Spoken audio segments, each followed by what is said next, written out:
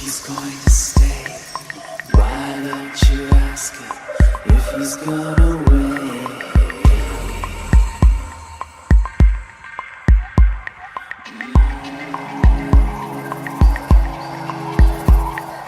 Why don't you tell me what's going on? Why don't you tell me who's on the phone?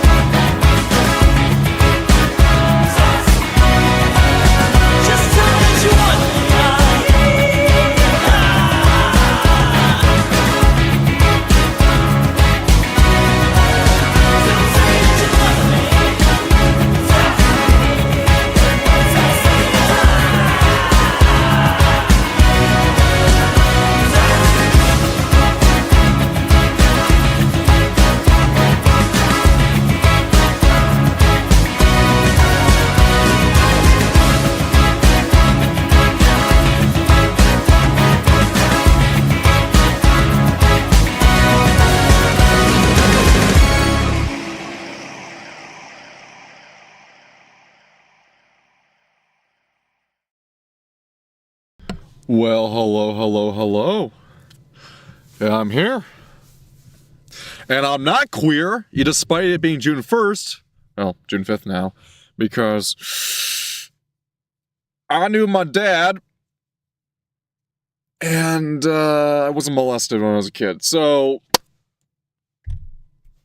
how you doing, boys? Happy mental health month, as it is known. How are we doing? Now, I did want to stream a couple things yesterday, but unfortunately, I got a little caught up in the sauce that is work and life. I've been doing days where I get out of the house at 7 o'clock in the morning, and then I come home at 10 o'clock at night. School, work, bit of working out, bit of here and there in between. Pretty loaded schedule. That being said, I do have a stream for us tonight. The title is very telling, because we have a few things that one of us might find interesting.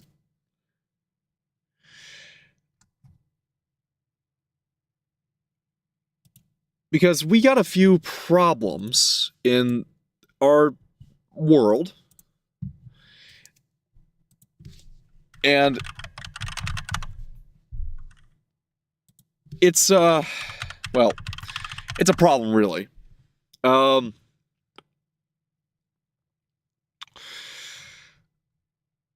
there's been two things that, one of them is a request by one of the guys on my channel here,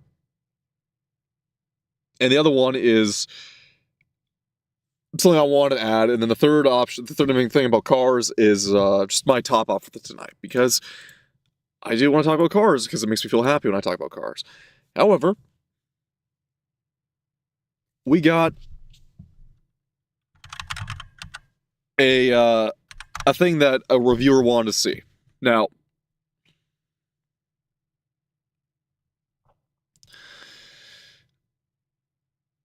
there was a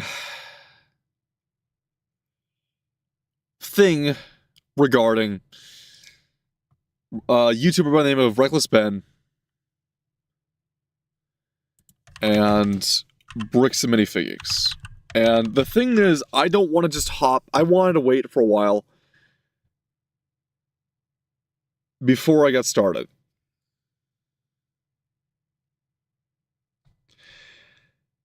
Because it is the middle of a court case, to be exact. And I saw the video, initially, from Reckless Ben. And it would be easy just to hop on and say, okay, let's run with it. That being said, though,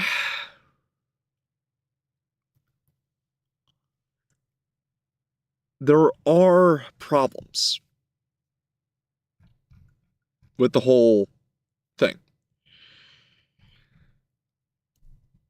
And it would be easy to jump off to Legal Eagle, but however,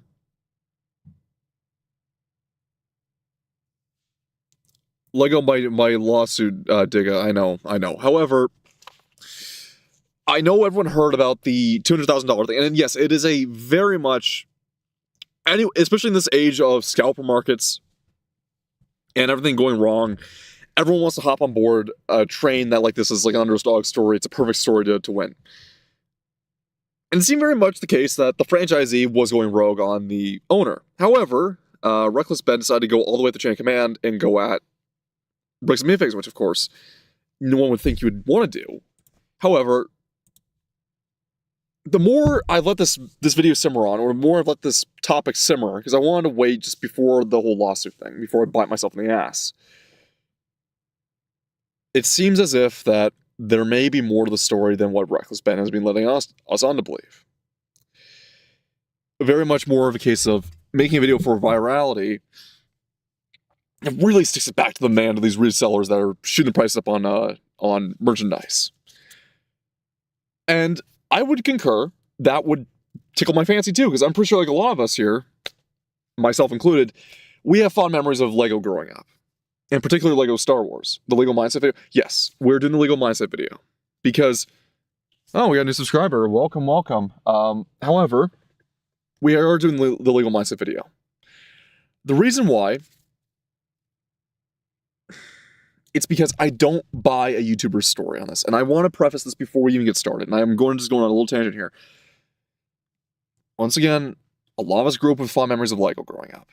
If you were a kid, Gen Z up till 2003, give or take, and you were a young millennial, you remember at Lego in their prime and peak, when like they started doing more than their original sets and were doing movie tie-ins and had their own little worlds that they were setting up per Lego. Now, I really loved Star Wars when I was growing up. I grew up during the age of the Clone Wars, both the Genndy Tartakovsky Clone Wars. There's a fellow there, my brother told me to break him any figures, doesn't want this to come out because it's not only Brian's Lego, it's other people's Lego being stolen. Possibly. I didn't want to, but as I was saying, I grew up in the era with that era of Star Wars before Disney got their hands on the acquisition and, molested Star Wars and raped it like a transgender rapes a child. What happened is that I had many of sets, not the hyper collector rare edition sets. I'm talking about, for me, the holy grail of Lego Star Wars when I was a kid was the Clone Turbo Tank Mark II, which was the Clone Wars version of that Clone Turbo Tank model set. That was the one I got, and I fucking loved that set.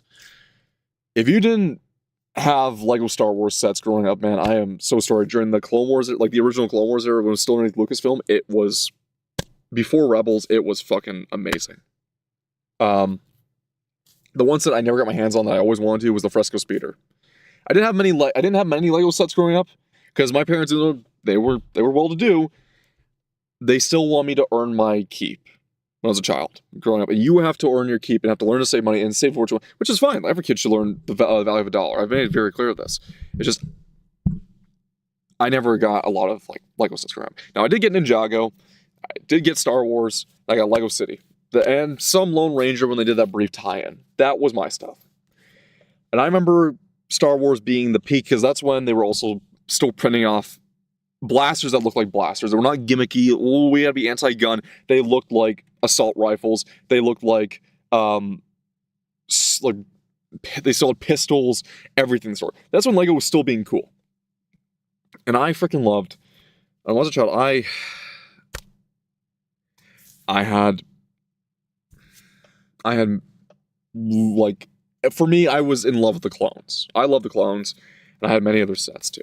I got a little bit into Ninjago, I will admit, but not really much of any way of Ninjago in terms of like how people got into it. I remember there was that one animal version of Lego, like animal anthropomorphic, almost furry Legos. I think it was like some sort of old empires fighting against each other. I was like Fukushima or something like that. And then of course there's Bionicle. Face it, we all had good memories of different Lego sets growing up. The problem is though, are you good, bro? What do you mean? Like, are you talking about like how I sound stuffy? Because I'm pretty stuffed up right now. I've been dealing with allergies. My allergies are fucked up. Unless my stream is crappy on me, I doubt it is. What's going on though is that when we were growing up, Lego sets were expensive. We all know this. And we thought we could save, and when we got older, we could save up. It's like, wow, when I'm an adult, I can't wait to buy this set. And now it's like a couple $1,000s, or it's about 4 figures now for that set you want as a kid. They never get reprinted. In fact, if they do get remade, they're often worse, and they're often sold as collector's items. And stores jack them up even higher than they're reasonably worth per their size. And just like most other things, it's adults that are playing with the toys, and the kids don't play with the toys anymore. It's unfortunate. Now, when Bricks and Minifigs, the story dropped, and I did see the original video by Reckless Ben. And yes, it sounds like a harrowing, fun, we gotcha story about a scamming site. And trust me, I have qualms upon qualms with resellers as a whole. I fucking hate resellers as much as the next guy.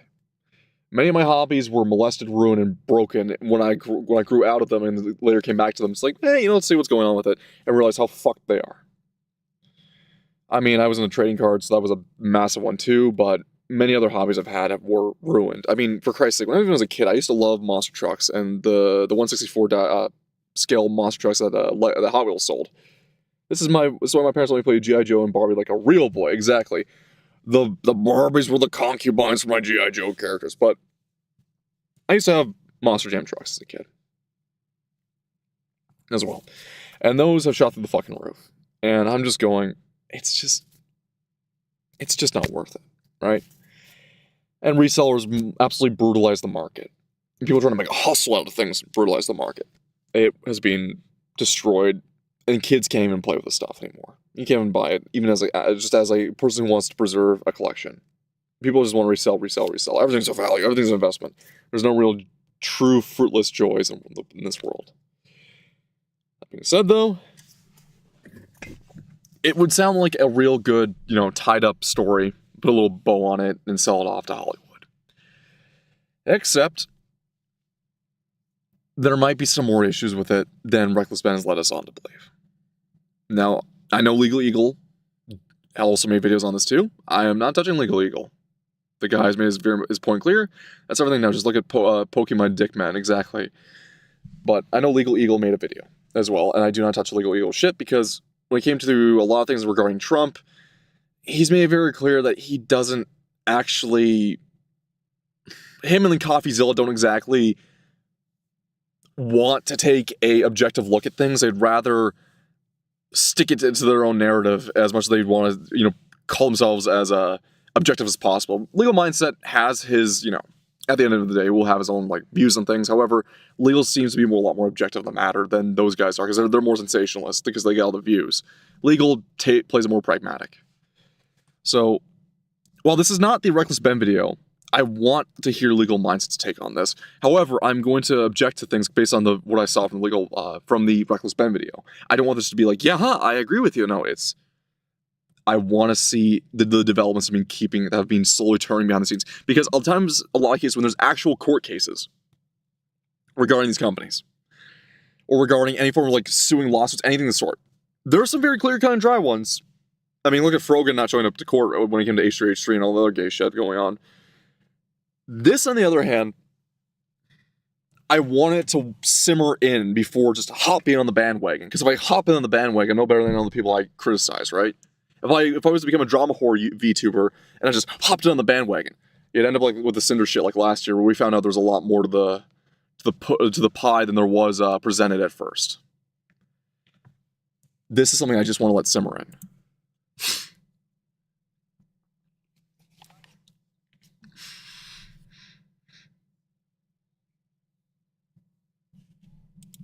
Of course, this is the Legal Mindset where we teach you to be I'm your sorry own we judge. didn't have I'm the Andrew audio at Esquire, first. American attorney. Now, this is something that has slammed my inbox, and there are so many legal questions, different areas of both civil law, criminal law, regulatory law, that I found this very fascinating, but it took me some time to put together this analysis. Now, before he starts, and this is just from a layman's understanding of things, while it is very scummy and almost borderline theft of the sets from the old man, supposedly, the old man signed a contractual agreement with that franchisee to sell his world record Lego Star Wars collection off.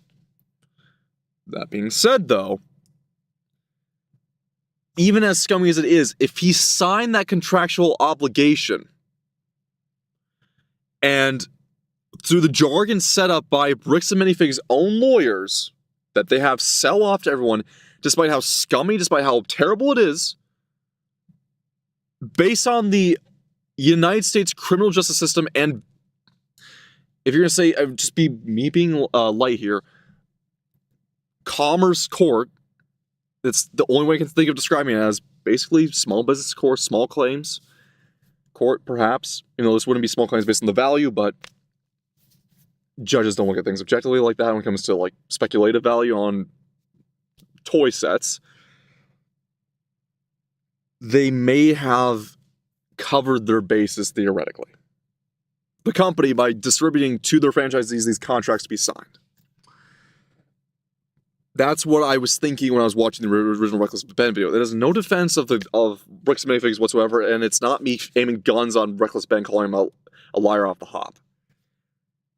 But it's me looking at that objectively, because unfortunately, even myself, I have been in very shitty situations with contracts and regarding either subscriptions, paying for a service, or in sale of some things, and I've nearly been fleeced of stuff through these contracts that you can't swing back around on them with a lawsuit. And it's more than just taking a person to court and then running them dry and then running away because they have a smaller wallet than you do. No, it's actually sometimes there just isn't a case that a judge will look at.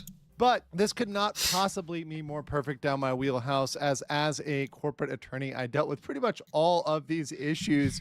This is a content creator, Reckless Ben, who decided to take on the company of Bricks and Minifigs, which is a company selling Legos. Now, how this breaks down is essentially there was a consignment agreement with one Brian Mansell and the former franchise owner of a local branch, a local franchise of Bricks and Minifigs. And for those that don't know, franchises are not owned by the corporation. So that's what people forget here too. We're so used to seeing that branding company and go, that must be the complete representation of the whole company. Franchisees will use the name brand of the company, will pay royalties But when it comes to managerial, when it comes to overhead costs, when it comes to total profit outside the royalties, they collect and they have to dish out too. They almost work autonomously, unless certain corporations with very stringent rule sets come into play and take over. That's why you get stories like, for example, if I remember correctly, was it Chick-fil-A that was very much, we don't hyper expand and sell to anyone with a franchisee. You have to work through a company on the way up to own a Chick-fil-A. It's because they are very wary of brand damage that can be done by one franchisee owner.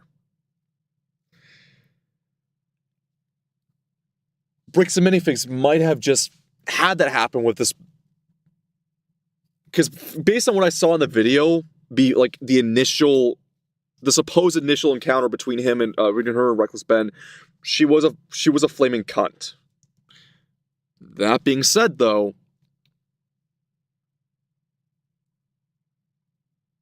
the one thing you learn about content creation is not everything is as it seems on the surface.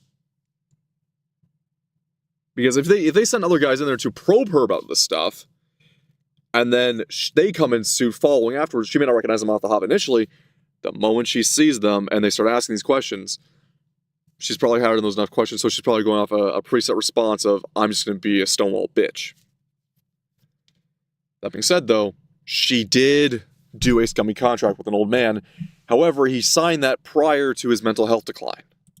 As a corporate attorney, one thing we constantly would say, one thing that is very much true, is you will constantly shift the blame between corporate and the franchise. The corporation will say it's always the franchise fault, right? That's something you have to talk to the franchise owner, and the franchise owner will say, take it up with corporate. That's a corporate. Exactly. They don't want to, they'll play hot potato with each other and go back and forth, basically wearing you down if you do have complaints. And this is because a franchise doesn't want to have, franchisee does not want to have the cross or the sword placed upon their own head. However, the brand recognizes the damage that could cause that they have a terrible franchisee, so they want you to sell it and blame it on the franchisee first.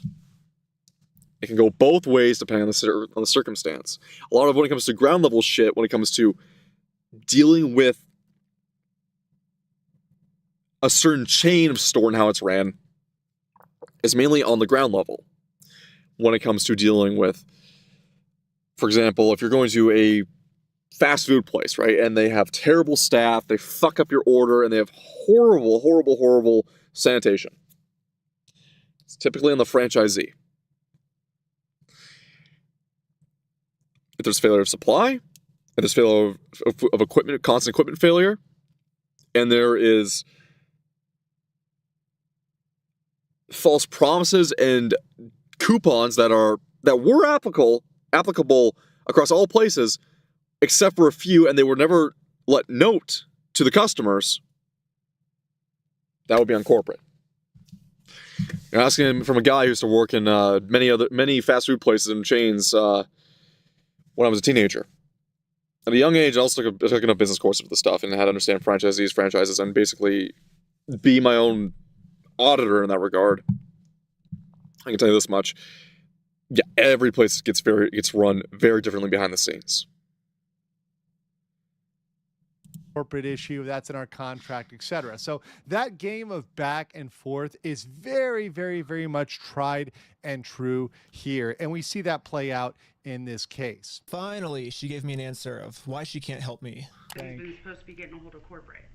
Basically what the manager's saying is that if someone did steal the Legos, it wasn't her, it was corporate. And this was corporate's side of the story. You have to talk to the store owner. Now, this all really goes down to what a consignment is, and really that's what you need to understand here. So a consignment is essentially when one person is holding something on behalf of somebody else. In this case, it was over $200,000. That's the disputed value. Now, Bricks and Minifigs, the franchise owners, they dispute that number, but the Mancells, Reckless Ben, their number is $200K. So let's go with the higher number. So a lot of Star Wars Legos were very valuable. Now, consignments are what's called a... That really does kick me in the dick. That there's probably a lot of sets in there that as a kid, I would have loved to have had to play with, right? How many X-Wing sets? How many pod racer sets? You can talk about bark speeders, fresco speeder, the Freako speeder.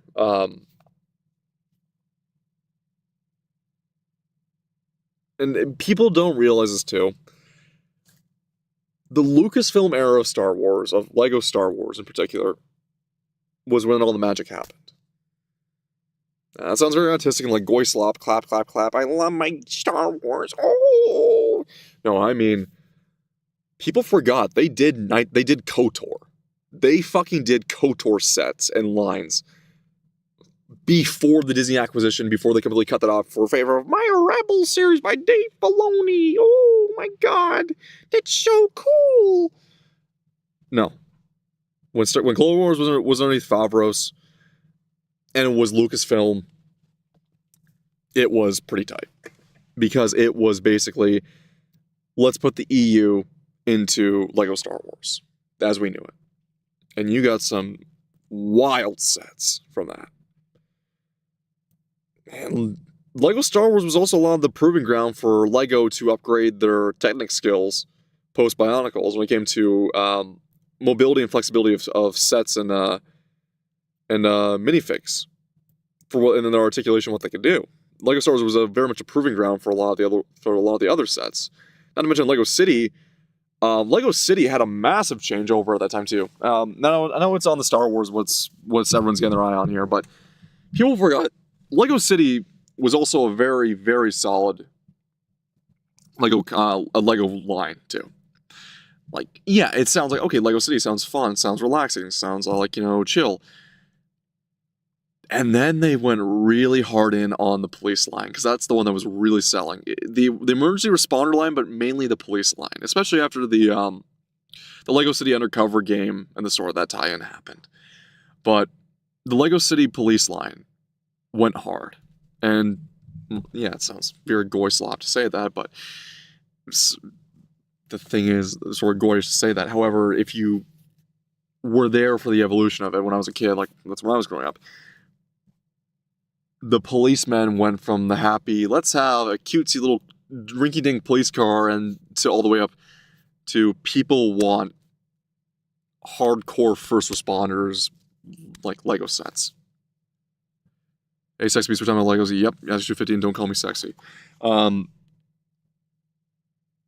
Like, I think Chase McCool would have probably been kneeling on a certain Lego's neck if they were off a couple of certain bricks. You know what I'm saying?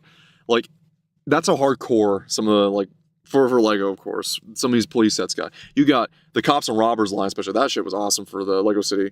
They went from happy cops to hardcore not super spies. No, don't say super spies. They went into happy cops to, we got full attack vest now and we're going to go full riot. Like, so you might even get some riot patrol sets.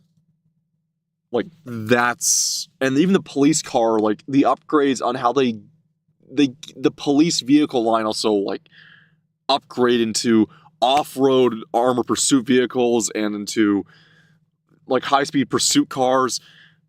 And then they didn't just like leave the police. They had the robbers lines, which had like forest hideaways, and they had the high-speed chase, like an intercept line. Like, that stuff was awesome. Like, even the color palette went from a white with blue accent, like light blue accents for police, to dark blue, and if not black with dark blue accents. It was.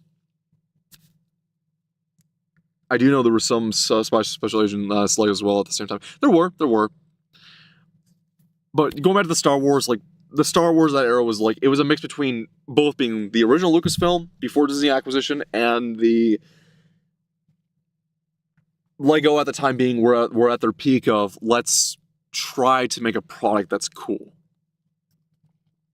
I also want to tangent quickly to the back to the police line, is that I think both Lego and the last gasp of EA's Need for Speed being cool is what made me really not become a bootlicker, because a lot of them work for the state, depending on the country. A lot of the shit happened was with the state that I don't like. But there's a reason why I really fucking love the hard boiled cops. because EA at the same time too released Need for Speed Rivals, which is a game I really want to cover and play on stream, because Need for Speed Rivals was such a departure for the series, because you get to play as the cops, or the speeders and the racers in the game, but it was a lot more hard-boiled, a lot more grittier, a bit edgy if you wanted, kind of like a bit of like, like hardcore edge, not in a way a Need for Speed game could be, right? Not gonna lie, Need for Speed Rivals is my favorite Need for Speed game of all time. I will say that outright. Yes, objectively, when it comes to the Need for Speed experience, you should definitely go back to Most Wanted or Hot Pursuit or whatever you fucking want to say. But for me, Need for Speed Rivals is the ultimate Need for Speed game when it came to just what I wanted to see. Because goddamn, is it so... It's unironically trying to be... It is just so genuine what it is. And it's awesome. But back to LEGO Star Wars 2. Back to LEGO Star Wars is that these sets were coming out at a time when both LEGO and Lucasfilm were experimenting with what they could do. And before Disney took over. And as I said before issue 50, they did KOTOR sets. They had KOTOR troopers, they had KOTOR starfighters. You could get like Old Republic sets for LEGO. And they had multi-articulation starfighters that came with those sets. Like they were, when I saw those sets, and I was a major Clone Wars guy. I was already aware of the EU of the Star Wars, but I specifically stuck to the Clone Wars because I love the Clone Troopers. That's what got me into KOTOR. Because then you start looking more into KOTOR, and it's like, holy shit, I love this more. And it made me realize in KOTOR, I know people remember, like, it's because it's Knights of the Old Republic. What made me like KOTOR a lot more is that it was the Old Republic's vanguard of troops, and the politics and military politics revolved around that is what I started to love more about Star Wars, as opposed to the normie slop of Jedi and the Force and Star Wars and the Death Star and X-Wings. No, that's what got me into stuff like the original EU, like the Pentastar alignment. Like, that's what got me into that level of Star Wars where it's like, the Empire was right, but they need to go a lot fucking harder. Never saw KOTOR stuff. The only KOTOR stuff I saw recently was the main figure included with the R2 LEGO set. Oh, I got something to show you if we're going to be on this tangent here. I got to be quickly on this tangent. LEGO Knights of the Old Republic. Look, Starfighter set. I believe it was 2013 when they released this one. Set 2013. This...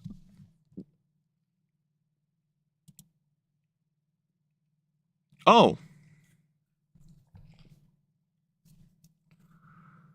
Oh, okay, so they didn't call it Knights of the Old Republic, they call it the Old Republic. Okay. LEGO Old Republic Starfighter. Okay. It was called the Striker Class Starfighter, and it was called the Old Republic sets. And I have to show you this bitching set. Remember, this is a multi-articulation set. Right, okay. Here we go. No, I don't want eBay. Fuck you, I do not want eBay. I just want images. You fucking twat. Okay. Okay, can we go to Striker Class? It was the 9497 LEGO serial number, if that's what you want. Oh, it's all pixelated. Bitch, what the hell is this? Hang on. I have to bring this up, because if we are not going to end this tangent, I am an adult. Fuck you. There we go. Okay. This, to be fair, the Old Republic is what the MMO was called, so it makes sense if it was a 2013 kit. Yep. This is what I remember. Like, dear God. Like, it's not as impressive as the X-Wing set, mind you. But, like, look. Like, this was 65 Canadian dollars when I bought this set as a kid. I saved up over the course of a couple months of working odd jobs to make some money, and this was the set. This was the set, one of the sets I bought. Like, do you understand that this is before the Disney shitification of Star Wars, before even, like, they fucked up the Lego sets and make it more, we can't have guns in Lego, we can't have guns, we can't have, like molded guns, oh, it's bad. This shit was bitchin'. This was bitchin' when I was a kid. Right? And this is like one of the sets, yeah, this is the teaser trailer set, teaser trailer, yeah!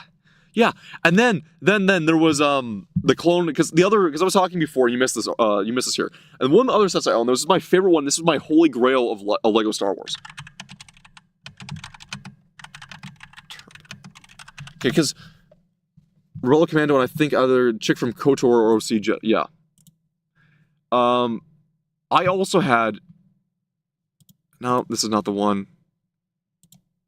I don't think this is the one. No, that's the other one. I had the 2010 version of the Clone Turbo Tank. And this is my holy grail, because this was at the time one of the few sets that came with the most amount of standard clone troopers, which I was, and for some reason, in need of finding. I could never find standard clone troopers anywhere. But this one to me was my holy grail. And unfortunately, it also came with, well, I mean, Cad Bane's awesome, right? But it also came with two aliens here, Ahsoka and Aayla Secura, which, let's be real, I mean, I grew up watching the Clone Wars. I'm not gonna lie, I really liked Aayla and Ahsoka. I mean, who the fuck didn't after that time too? Like, yes, Ahsoka in the movie Clone Wars, the 07 movie was annoying, yes. I think if you were a boy growing up at the time, you probably had a crush on Aayla, or you probably had some feigning interest at least Ahsoka or Aayla Secura at the time. But yeah, no, the clone. I had this is my holy grail set. You rather it was Shaak Ti. Shaak Ti, what happened when I was older? When I was a kid, it was Aayla and Ahsoka. But back to this here. The Clone Turbo Tank was my holy grail. Because it was $110, $120 Canadian when it came out brand new. So it was a pricier set. But this was a vast improvement over the original Revenge of the Sith Turbo Tank. Like a vast improvement over the original 06 Turbo Tank. This one was just far and away just better. I was too old for Ahsoka, unfortunately. How old are you in the me, man? Because like I was born after 9/11, so that was a nice Turbo Tank, honestly. Exactly, but I was born after 9/11, so Ahsoka was like my kind of, basically awoke in the Dutch genes in me, because realizing that if there are alien women like that in the galaxy, then for fuck's sake, I want space travel to happen, because I want to go colonialize some planets. And then they pooped on it later. Oh yeah, no, we're not talking about that shit. And going back here too, and I talked at the beginning of this tangent here. The other one was, of course, I had a massive thing that I never got my hands on. You're in my mid to late teens. Okay, it was the Freako Speeder. The one I never was able to buy was the Lego Freako Speeder. And this is from Clone Wars 2. And I didn't care how to Anakin. I don't care about the Savage. I would have rather his head on a pike. Just goddamn, for a speeder bike set, like this was bitching. And I never got my hands on it, but like this, if I had to choose a speeder bike, this was the fucking set. Like, look at this. It's like a Corvette. It's like a streamlined Corvette speeder bike. It's awesome. I love it. Something I was into Star Wars women till years later because of the Force Unleashed. Yeah, probably. Anywho, now that I'm done gushing about my nostalgia here, we're going back to the whole Brexit minifix situation with Lego Mindset. Interests, and those are regulated by the Uniform Commercial Code, which has been adopted in Oregon. Under that code, the yes, and of course, the co-signer, as you see here, retains superior title interest unless addressed in bankruptcy or franchise repossession. Commercial Code, which has been adopted in Oregon. Under that code, the property remains under the superior title, meaning the ownership of the consignor. So the person that signed it over, even though it's being held by another person. The problem with this is the telltale maxim, possession is 9/10 of the law. So even though there's this agreement, the physical product is being held by somebody else. So you have to wonder what they're going to do with that product. And in this case, something very, very wrong did indeed happen. Almost mockingly, they've since flooded all of their social media with tons of pictures of Star Wars Legos. At this point, it seems like they're just rubbing it in this family's face. So what likely... Seriously? Legos. At this point, it seems like they're just rubbing it in his family's face. So what likely happened here, and which is something that Ben's videos don't make clear, is that after this consignment was made, essentially they quickly sold off that property to make cash. And once they made that cash, they either used that for operating expenses because the store wasn't making enough money. A lot of times stores will just make money on one high ticket item, or one thing that sells well. And that's really what's keeping them afloat. They're really not making a lot of money. So, hey, they go and liquidate this inventory, these Star Wars Legos, because, hey, they belong to really somebody else and they're not going to come after us right away. And they may not have the resources, so we may be able to strong arm them. So they sell those off quickly, take the cash, and essentially flee. But essentially, those Legos are mostly gone, and they've likely taken the profits from those Legos already. And the whole purpose of Ben's video, which is to get the Legos back, is likely never going to happen because... That's exactly the case, because when I was watching that video, off the hop, it was constantly... It was the feel-good story. The Reckless Ben was supposed to be a feel-good story. We're going to get those Legos back. They sold them. Like, getting him the cash back would have been the only thing you could have done. I get it. It's more nostalgic to say, we got all his Legos back. All the Legos. And I'm not making fun of the guy. Not making... Reckless Ben, I'm kind of making fun of the owner of the Legos and his son. I'm not making fun of them. They know as well as probably as I do is that the cash value is not... Like, the cash value may return to them. They are never getting those Legos back. Like, they were probably shipped internationally. And I say this because I know for a fact they probably were. My father, as he retired, got into Lego. We get him sets on his birthday or for Christmas or something of the sort.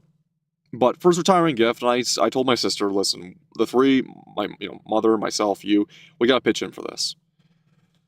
So we split it 3 ways, and we went in on a Lego architecture set from 2008, I believe. And it was from about Falling Water. And Falling Water is a house made by my father's favorite architecture, because my father did home building for the longest time. Home building, and he was later on a industrial commercial construction supervisor, like superintendent supervisor, like high-end work.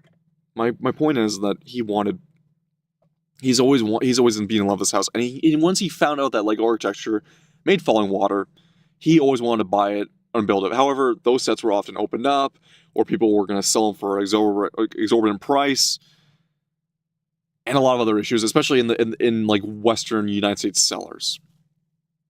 However, and it was $750. Leaf pesos, mind you, but $750. My family pitched in, and we saved up. It's like, we're only getting him one gift.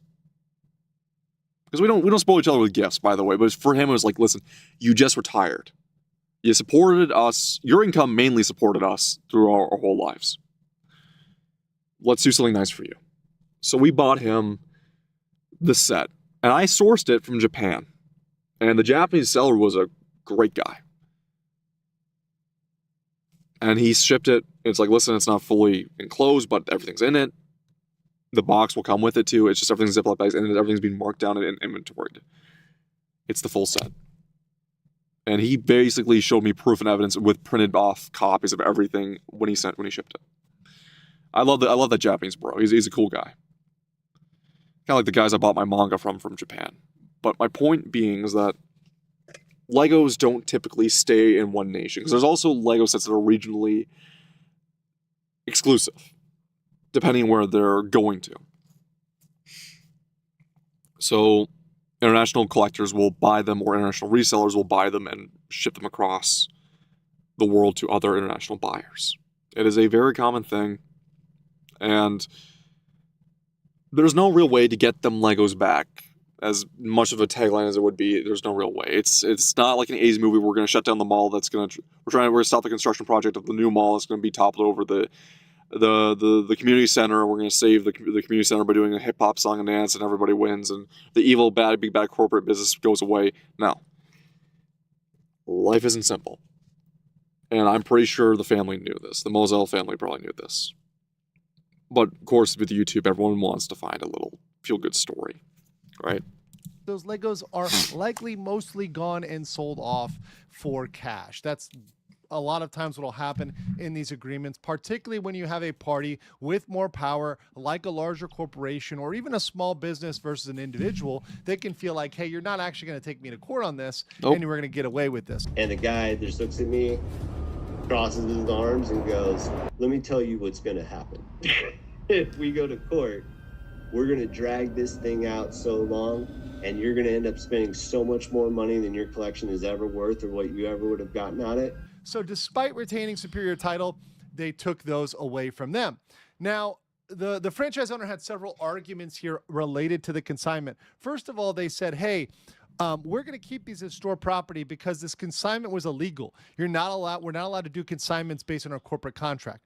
Well, that's a whole separate problem. Exactly. And that also put the people that originally engaged in that on the hook with individual liability. Because they would have entered into an illegal contract, right? So that would have been on them for breach of contract, unjust enrichment, conversion. These are all civil claims. And by the way, I want to correct Reckless Ben. Throughout his video, he constantly uses civil crime and criminal crime. There's no such thing as a civil crime. That's not a thing. Not at all. There's a civil claim, right? A civil claim is a claim for money, a claim for damages, but it's not a crime. If you are guilty of found to have liability in civil court, they find you guilty in civil court, you're liable for money, but that does not make you a criminal. And this is very important, particularly for Ben, because he uses this word recklessly, dare I say, as in his name, which may put him on the hook for defamation. He repeatedly calls people using criminal language interchangeably with civil language, and that's a problem because when you accuse somebody of a crime, that can be defamatory, and that may put Ben on the hook for defamation for continually using criminal language. Now, the other... Yeah, that's where legal jargon like this can get lost on the wayside of a guy who's trying to make a video. Once again, I'm not defending bricks and minifigs at all.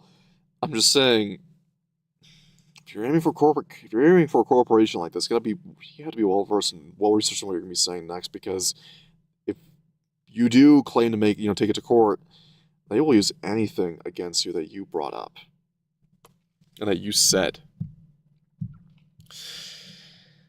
And it could completely nullify your case, even if you have a strong case.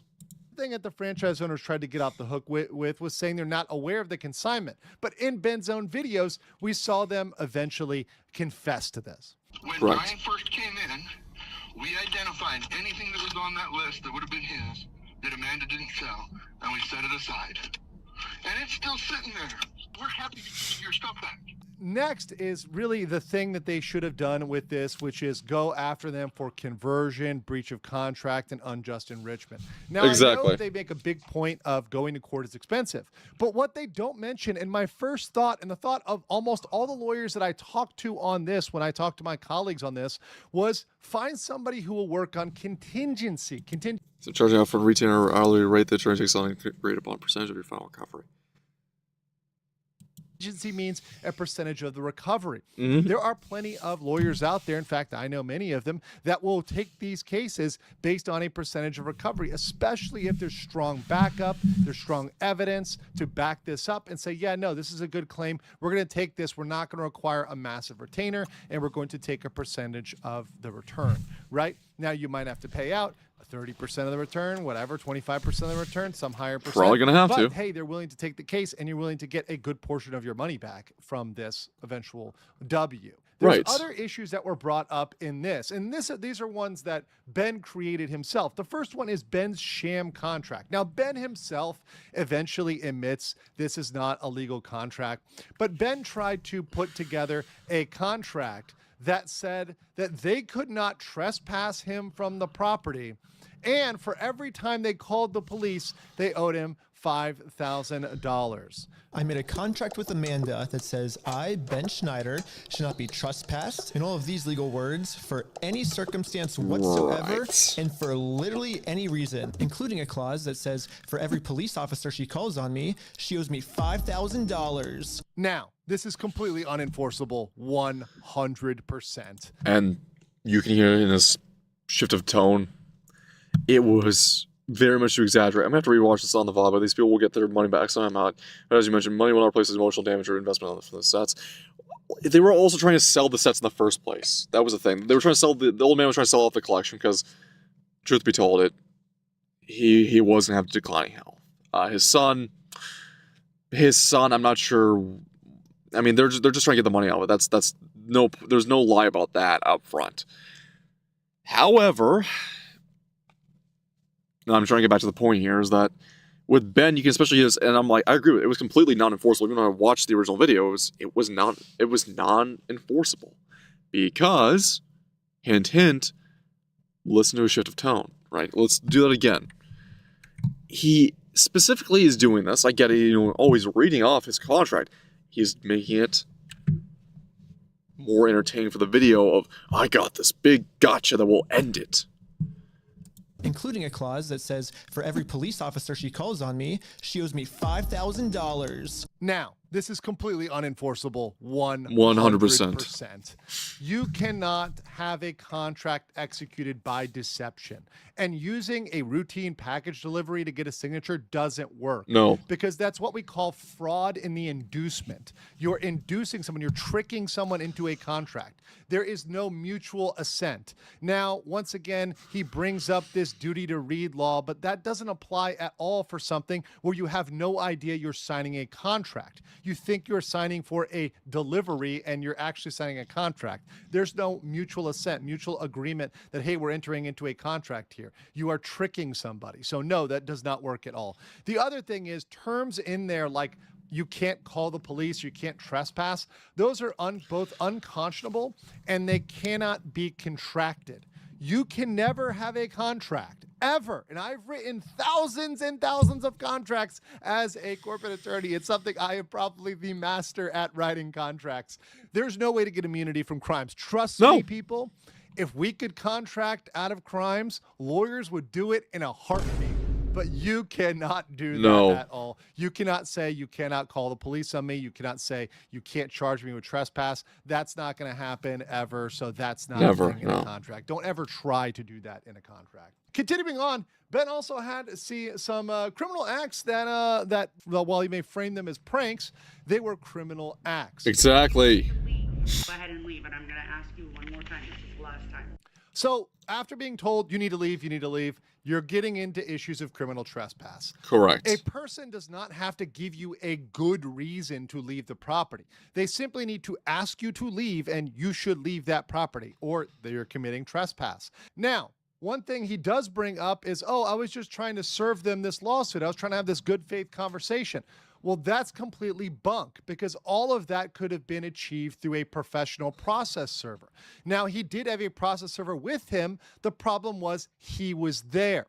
And actually, under the relevant local law, it says if you're an interested party, if you are somebody who is involved in a lawsuit as a plaintiff, as a defendant, as somebody who's interested in that lawsuit, you cannot function as the process server.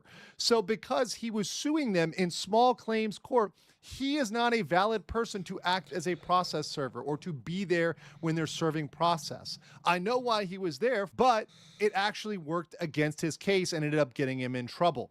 He should have left it to that process server. If he wanted to stick a body cam on the process server or something like that, he might have been able to do that, depending on the consent laws there. Right. But that said, he might be able to record it, but not be there himself physically, because I think that is where the issues come up, and that's where the trespassing comes up. You also have potential disorderly conduct, which comes at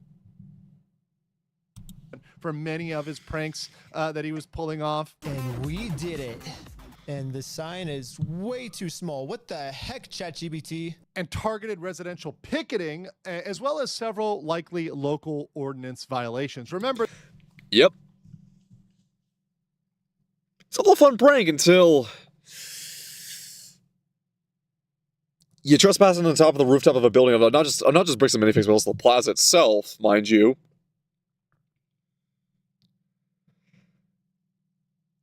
But causing charge like this that could be stalking while still in operation. there's always going to be some local law that you're violating. That's always going to happen.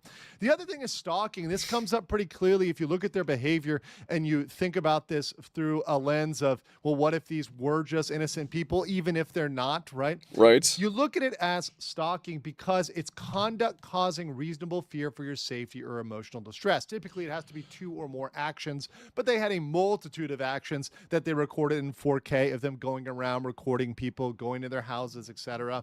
That's going to look like stalking. That's not going to look good. So you've got all of these things that can come against Ben potentially.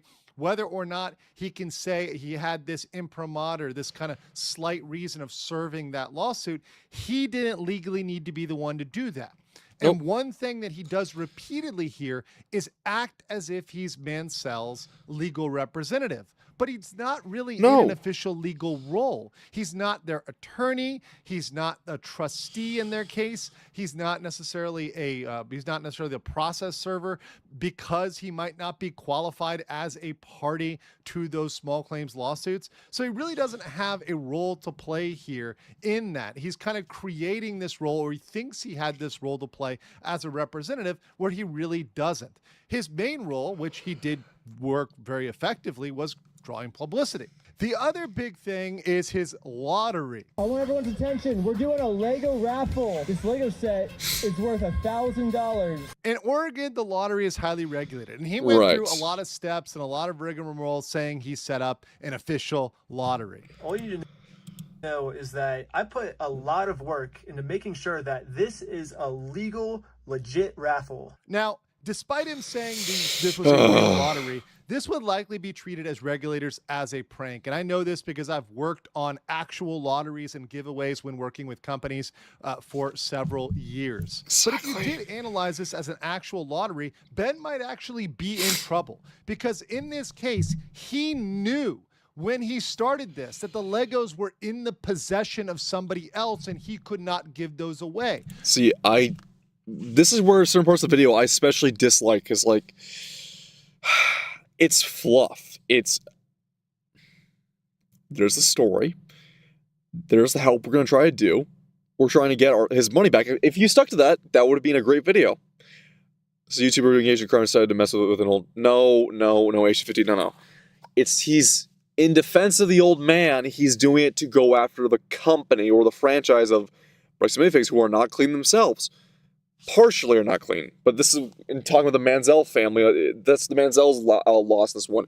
Reckless Ben, on the other hand, his problems are he's basically turned this into a fucking inferno. If he'd stuck to basic journalism reporting on this, yes, the story he would not been having his legal ramifications, and there would be an actual case possibly a case to get the sold profits back to the Mansells.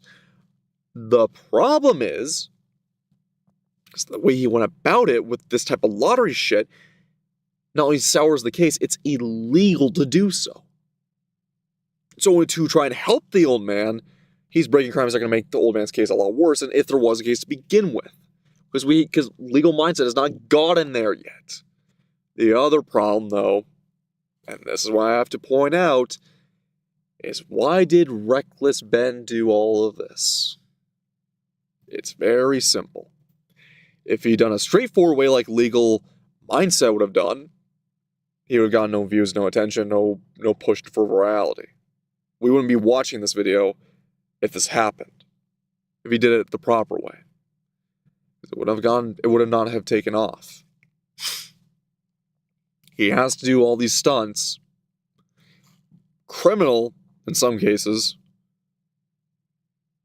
to take off, to make his video popular, to make him go viral. Because remember, at the end of the day, Reckless Ben's trying to make a bag too.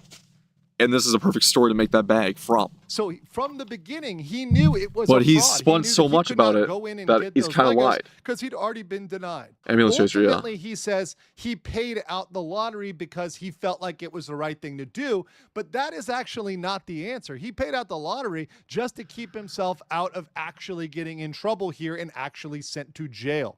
Because if you end up running a real lottery knowing that you can't give somebody the prize, well, you're still going to be on the hook there whether or not you like it. So you might have to pay out that value of that item that you were going to give away, even if you're not going to give it away. So that's where you're going with that. So I would not be so flippant to run in and go start pretending to run a lottery and have people. Yeah, I wouldn't have done that either. You can just run a scam lottery anytime. I think that's something that people need to be cautious of. And Ben was a little reckless with running that one. But, so what is the actual professional approach that should have been had here? Well, first of all, I think from the beginning, he should have used lawyers and process servers. Don't tag along to film. That actually can violate the local law. That actually can keep you from having an effective service of process, meaning giving someone the papers and starting that lawsuit. The other thing they could do is they could have filed reports with the regulatory entities, the BBB, the people that regulate the franchise owners, and support them. If they had gone down the legal methods of doing anything, if they had done the correct method, if Reckless Ben was truly in the mindset of philanthropy, and then making a story afterwards, he would have done the legal method. If he had known, had a lawyer he consulted a lawyer with. Consulted with a lawyer. Guess what he didn't do? Because it would have not have gone him attention. Right now as we speak, Reckless Ben's video in particular is cycling through the React streamer cycle as we speak. Okay? It was the hot shit this past weekend. And all the VTubers that love to do reactions who watch Asmongold, once he did it, the floodgates fucking opened for the VTuber scene, and they all went, let's all pile into the clown car. This is the other problem you have to look. And the reason why, it's the funny thing, Kirsha Verstahl brings Legal Mindset on for consultation, sometimes, or goes to Legal Mindset to see this stuff. So where are we at? We don't know yet. Because essentially a larger court case could be built right now for all the shit that Reckless Ben did, and Bricks and Minifigs, the company, not the franchisee, could go after him for defamation and could go after him for all these cases of basically besmirching the company as a whole with using illegal tactics for his pranks and quotations. And I'm not defending Bricks and Minifigs before any fucking. I'm almost ready to let the word for British meatballs go constantly, because that's what a lot of these people who come to my chat are nowadays, who want to debate me, bro. I'm not debating. I'm giving you my opinion on the matter so far, but we're trying to keep a streamlined video going here.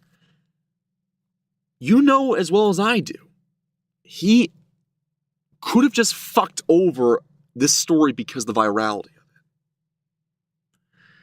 And that's what disgusts me, because it could have been done a clean execution.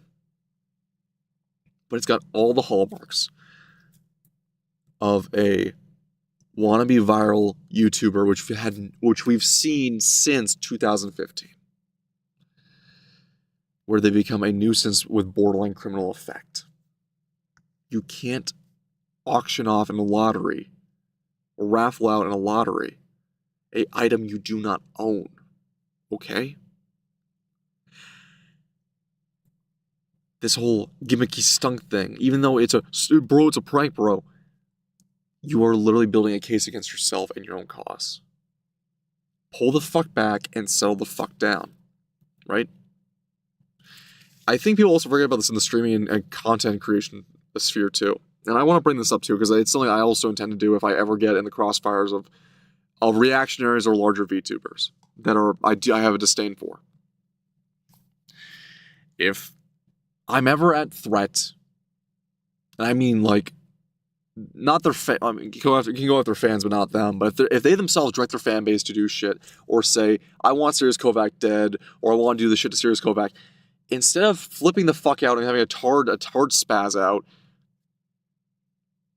I could take them to court for stalking, harassment, and possible death threats if that ever did happen. Which, by the way, it's not happened yet. I'm just saying it's a hypothetical.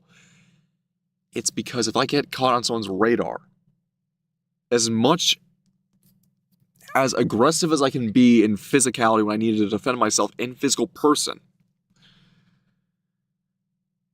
I'm also smart enough to realize that shit on the internet can be rectified if they have true intent to do so through legal means. And it's smarter to go through legal means and basically possibly sue for criminal damages, if that's the case, because of this reactionary content. It creates an open fire case that's like, okay, be fucking smart before you run your shit. Because I am fully for the freedom of speech, but death threats are not covered underneath the freedom of speech. And doing stupid shit like this that breaks the actual law, could be through county, state, or federal, motherfucker, be careful if you're going to build a case. Those by evidence, submit those in to the people that regulate them and have them also come in and help come down on these people.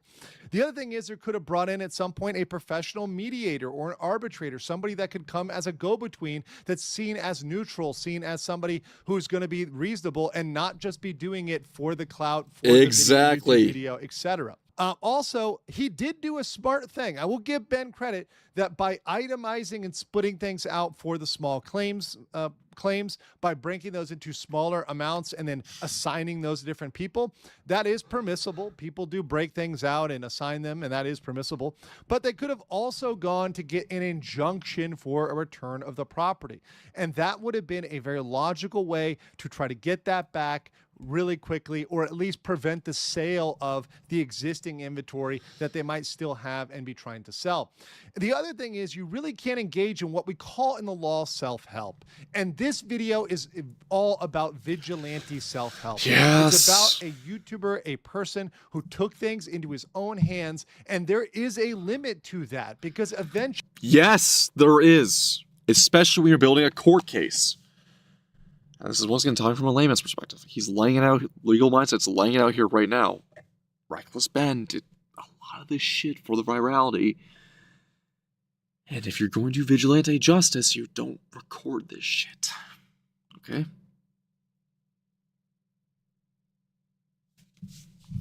It can constitute harassment. Because you're being your own star witness. When you run into a small town, whether it's the Mormon mafia or not, you are going to get pushback from the PD. Yes. Yeah. And you could end up in jail in Utah when you're from South. Okay. Not worth it, right? Yeah. We play differently here. And while what they did was certainly wrong and definitely needs to be investigated, there's a point... Because there is corruption within the police force. You can definitely tell the way the officers treated it, and you did...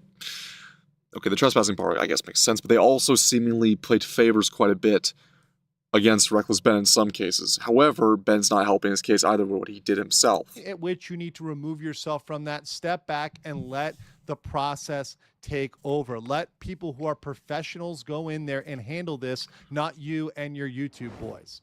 In judgment, Brian Mansell's case is very sympathetic. I have a lot of sympathy in the Bricks and Minifigs case for what happened from them stealing from old people. That is absolutely wrong. And he was wronged here in his consignment agreement. He entered into an agreement and got shafted. And this...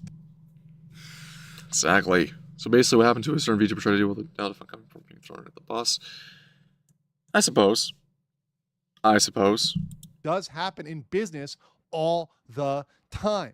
However, all of this could have been avoided likely if a lawyer willing to work on contingency would have found the Mansells before Reckless Ben. If they just got a professional in there, they could have handled this much more quietly than this. Now with the Mansells, they did themselves. The only thing, this is mainly on the son, what he did wrong is he did pleading online to help with the the Lego community. What he didn't do in his plea was, hey, who has a lawyer? Okay? If this is a strong case, I know it can cost money, it could be expensive, but you can also sue for punitive damages, emotional damages. There's ways the lawyer can get their share and you get your full share back. See what I'm saying here? Right? It's not hard to put this together. I get some people don't think straight when they're in distress. I'm going to be a chauvinistic man here. I'm younger than the man, not the old man, because the old man is dealing with mental health, is dealing with actual mental health disorders. Like, he's having declining mental health. I am not going to come after the old man for this. But with the son is that I know you are going, internet people don't know lawyers exactly. I know you are going through a time with your father right now. I understand that. My grandfather is in declining mental health, and I've had to sell him down recently. It's been hard, I know.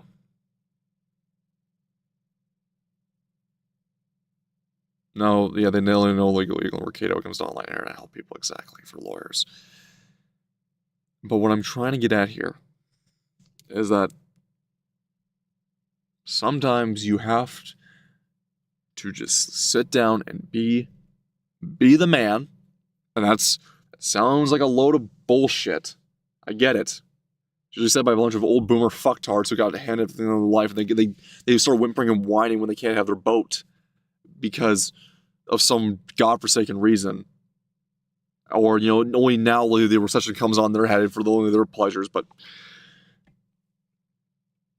what the son needs to do is to be a man, be smart and be rational, take a step back, and then take immediate action the way you know how to do it. Okay? You can walk into a lawyer consultation and you're like, oh, I don't pay $250 for this. It's a lot of time.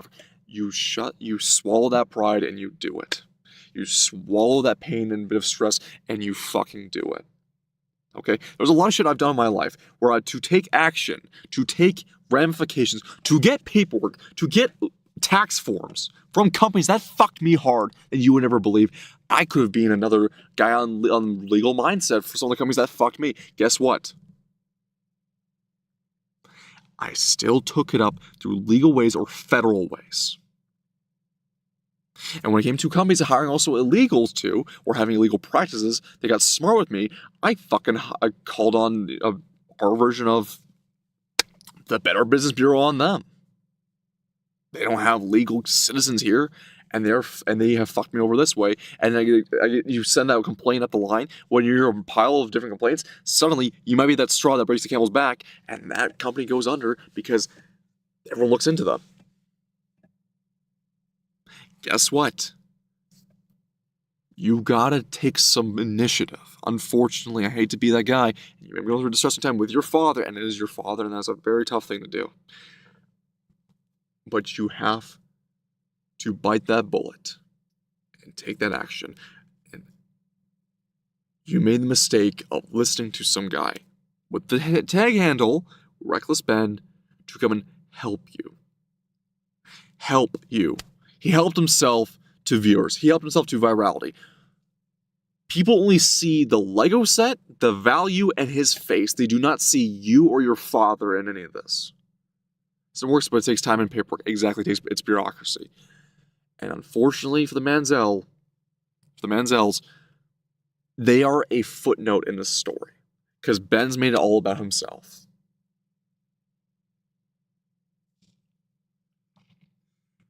And if Ben was really a philanthropist in this regard, because honestly, God, fuck bricks and minifigs too. I keep saying it time and time in memoriam, so the retard's not listening and totally going, I want to make a viral reaction and clip to you. It's my favorite streamer. Look at this guy. Shut the fuck up. I don't like bricks and minifigs either. They're resell and they've shown to have some scummy practices from that franchisee. For the rest of the company, I can't say for sure. Okay? But what you need to understand is that he did not make any attempts to make this case go by smoother. If you made this story covering a legal lawsuit, because by the way, as React brand, I guess I use the word slop because everybody's using the fucking word now for a title, but Atozi did not get involved with Johnny Somali. He went there with a couple other guys to record the case in regards to Johnny Somali. He did not aggravate or do anything in Korean court to aggravate any further. For any other cases that he's done and covered, he didn't. When he went to court, for example, the the DoorDash chick, right? He did not fucking play around and do stupid shit in front of the courthouse for virality. He just laid out his plan. Shit like this can be sold easily enough if done simple and concise enough. But Reckless Ben decided to throw in a bunch of shit to handle the tag. Like, look at me, I'm Reckless Ben. Let me do stuff like Whistling Diesel would. Please don't you fucking dare do that. You are ruining an actual court case, which if you made a video on by playing it straight, you still would have had a great story, but maybe you would have gone about 90% of the viewers you do now. Why did you go the extra step of being a complete jackass for this story? You could have also exposed the law enforcement protecting Brick's minifix. Sure. But you did no help by aggravating local law enforcement either. And you're playing a dangerous game because, buddy, when you go across state lines, you're on par with going across, almost on par with going across national lines. If I was to go from my home in Canada to somewhere in the United States and act like a jackass and get arrested in that state, you'd be as fucked as I was in that cell. I don't know if this feels like a consequence of Chris Hansen style media. And that's the thing. Chris Hansen himself did not chase a scoop or initially the Chris Hansen that everyone fell in love with did not make scoops. He followed stories and shed light on stories, and he then went up to confront the guy with a lawyer in tow to make sure he's going to ask him the right thing before the guy gets arrested.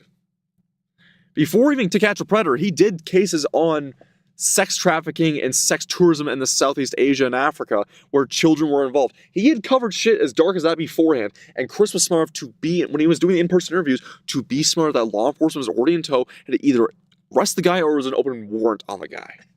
Okay? He was smart enough to know this shit. People just want the sensationalism.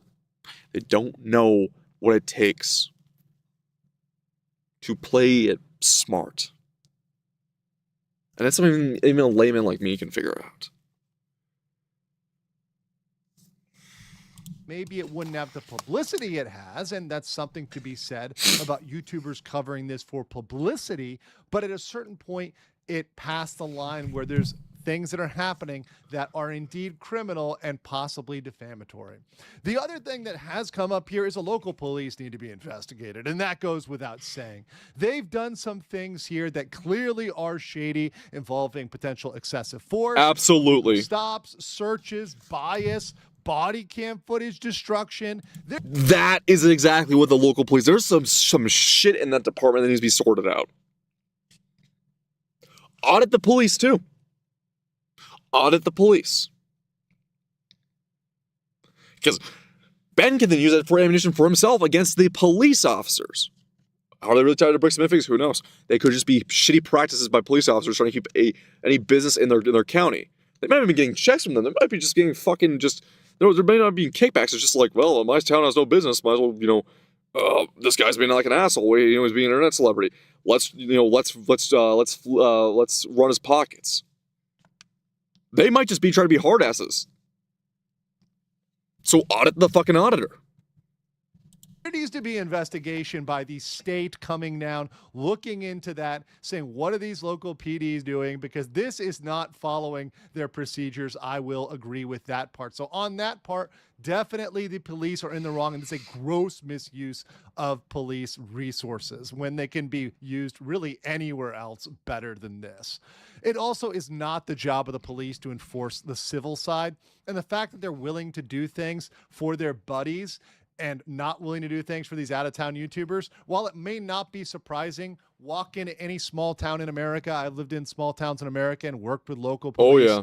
Yes, they will side with people that live there over outsiders, mainly because they're paying taxes and you're not. But beyond that, at a certain point, the PD are going to push back, and you should remove yourself from that and let the legal process take over. So while Ben may have done some good work for publicity and for people watching this, at this point, he's likely liable for defamation and certainly on the hook for several potential crimes. But I want to hear what you guys think in the comments below about the bricks and minifix Ethics case, Yeah. and I will catch you on the next one.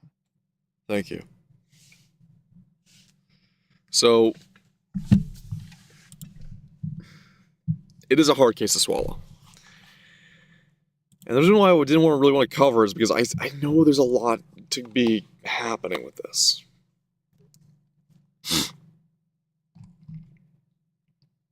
So, if I was Reckless Ben, I'd just say get ready to be careful with what happens next in court.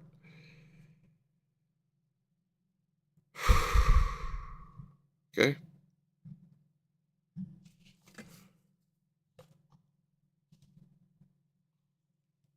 So, now then, let's talk about something a lot more grounded to what I'm used to.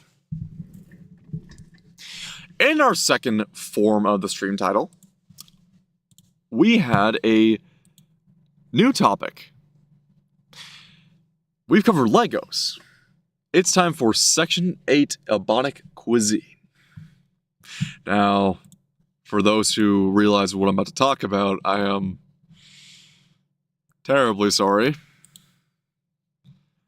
But apparently there's a new delicious summer treat coming from food stamps and Section 8 housing. They said white people don't have any culture. They don't make them foods. They don't make the foods able to send you to diabetic comas. That's right.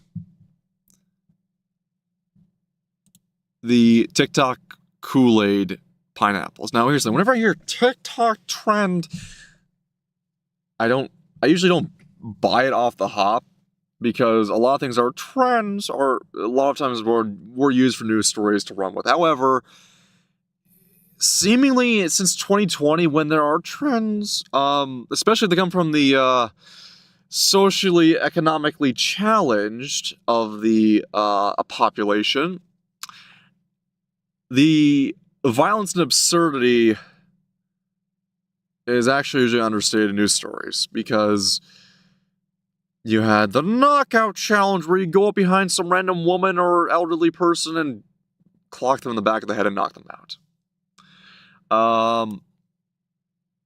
This is also because worship of the socioeconomically challenged is very apparent for the past how many decades, right? And I do mean worship. I am using the nicest words I can say here.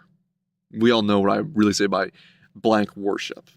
I could talk about the movie industry, pornography industry, how they're all owned by one certain group of people who just seemingly want to destroy Western civilization, and apparently they also had a large sense of vendetta against Europeans ago, centuries back. And I do mean centuries. I mean, for Christ's sake, look how we have those riddling marks on coins. Don't ask questions, just consume product. Also, don't ask who bought the slavers from the African Kangs on the west coast of Africa and forcefully shipped them over here against many European settlers saying, we don't fucking want them here.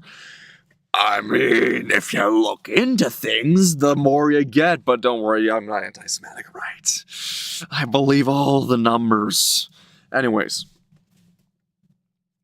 going back to actually Section 8 cooking, because unfortunately, if you are not familiar with internet cuisine, especially from Section 8 housing cooking, it can get very disgusting. So, to preempt this, and I want to give some parlay to anything of the sort, I never off the hop buy a story. Very funny, issue 50. I don't buy a story when it's first presented to me. Because for as a competitive I guess you could say bigot as I am, I don't buy stories until I'm presented with actual hardcore facts, because nothing was worse than being led on by an Indian bot account that's trying to make an ass of you. Because why would I do that? If I need evidence, evidence is there. However, and also I need to give credence to anything here. A lot of these hood snacks come from either people searching for, chasing virality. To be fair, this is slightly worse than the washed chicken, and we'll get to that in a sec. This is either people searching for virality or the most degenerate of folks living in Section 8 housing who are, more often than not, and we'll actually watch a video about this later on, hoteps. And why does hoteps play into pineapples? Well, you will fucking see in one of the videos why they play into pineapples and who's the audience of hoteps. Or NyQuil chicken, yes. NyQuil chicken was actually more of a joke to start off with H250, but then some people actually fucking did it. That's the problem. It was a fake trend to shock the news, and then after the news caught onto it, some people in the hood decided to make some videos making NyQuil chicken for real. Now then, I'm going to ignore the chat for a sec and come back to here. My train of thought going. What you need to understand is that when it comes to hood snack, hood cooking, a lot of people who don't live in that hood mindset of the African American descent can tell you firsthand, we have no idea what the fuck they're doing. Right? Because I'm not lumping every single black person into this shit like how the hoteps will lump every single white person into something. Or every other person will lump every single white person. No. Even I have the semblance to go, yeah, majority of African Americans that have their head on straight understand this is stupid. And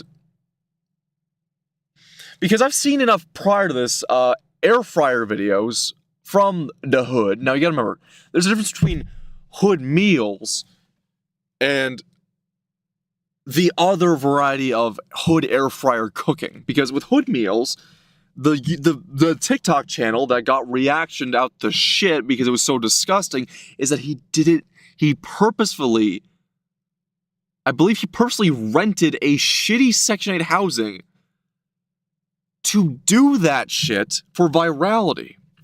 He shows purposefully fucked up toes on camera and has the most disgusting layout. He's not genuine like Mascowis, the Quebec French lawyer, the French Canadian lawyer who wore the GP5 gas mask and did omelet for Obama back in 2008. He's not like Mascowis. He's on it. He is actually doing it for a stunt, and kudos to him. He made a bit of a following off that. That's hood meals. Hood air frying videos I've seen involve and often are reacted by other African Americans who themselves are going, "What the fuck are you doing?" Where they're actually putting oil into the air fryer and filling it with oil to air fry deep fried chicken. Which, if you don't know, is a rudimentary concept of a pressure cooker bomb. Okay?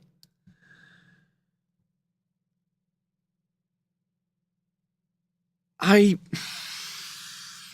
need to preface this shit before I get into making fun of this stuff, because I'm not trying to do, not every guys, I'm really actually heckin' woke. No, I am a full-blown asshole to the nth degree. I'm not even pretending to be edgy. This is just like, I can be a completely fucking asshole and call a spade a spade. I've never had problems doing so. However, it would be disingenuous for me to lump all this shit in together. Now, the Kool-Aid pineapples, they go by Enwa pickles. I'm using Enwa to replace a certain other word, as we all know, because YouTube and Twitch. But Enwa pickles, as they've become to known, is the latest trend of hood snacks. Now, the reason why I'm using hood snacks is not just what the group of fine savants of cuisine have called it. The ones who can't fathom how to cook with fresh ingredients and think spice that comes from the same brand mixed spice you get at Walmart. We talking about drying the air fryer in oil or just garnishing the chicken in oil fresh. No. H250, I said deep fry, like filling it like a deep fryer and then using the air fryer to cook it in an enclosed, sealed environment. Yes, that's why I fucking said H250. What I'm trying to say here is that hood cooking is the best example I can use for why EBT should be completely cut, food stamps should be completely cut and overhaul, and we should have had a longer freeze just for shits and giggles. Because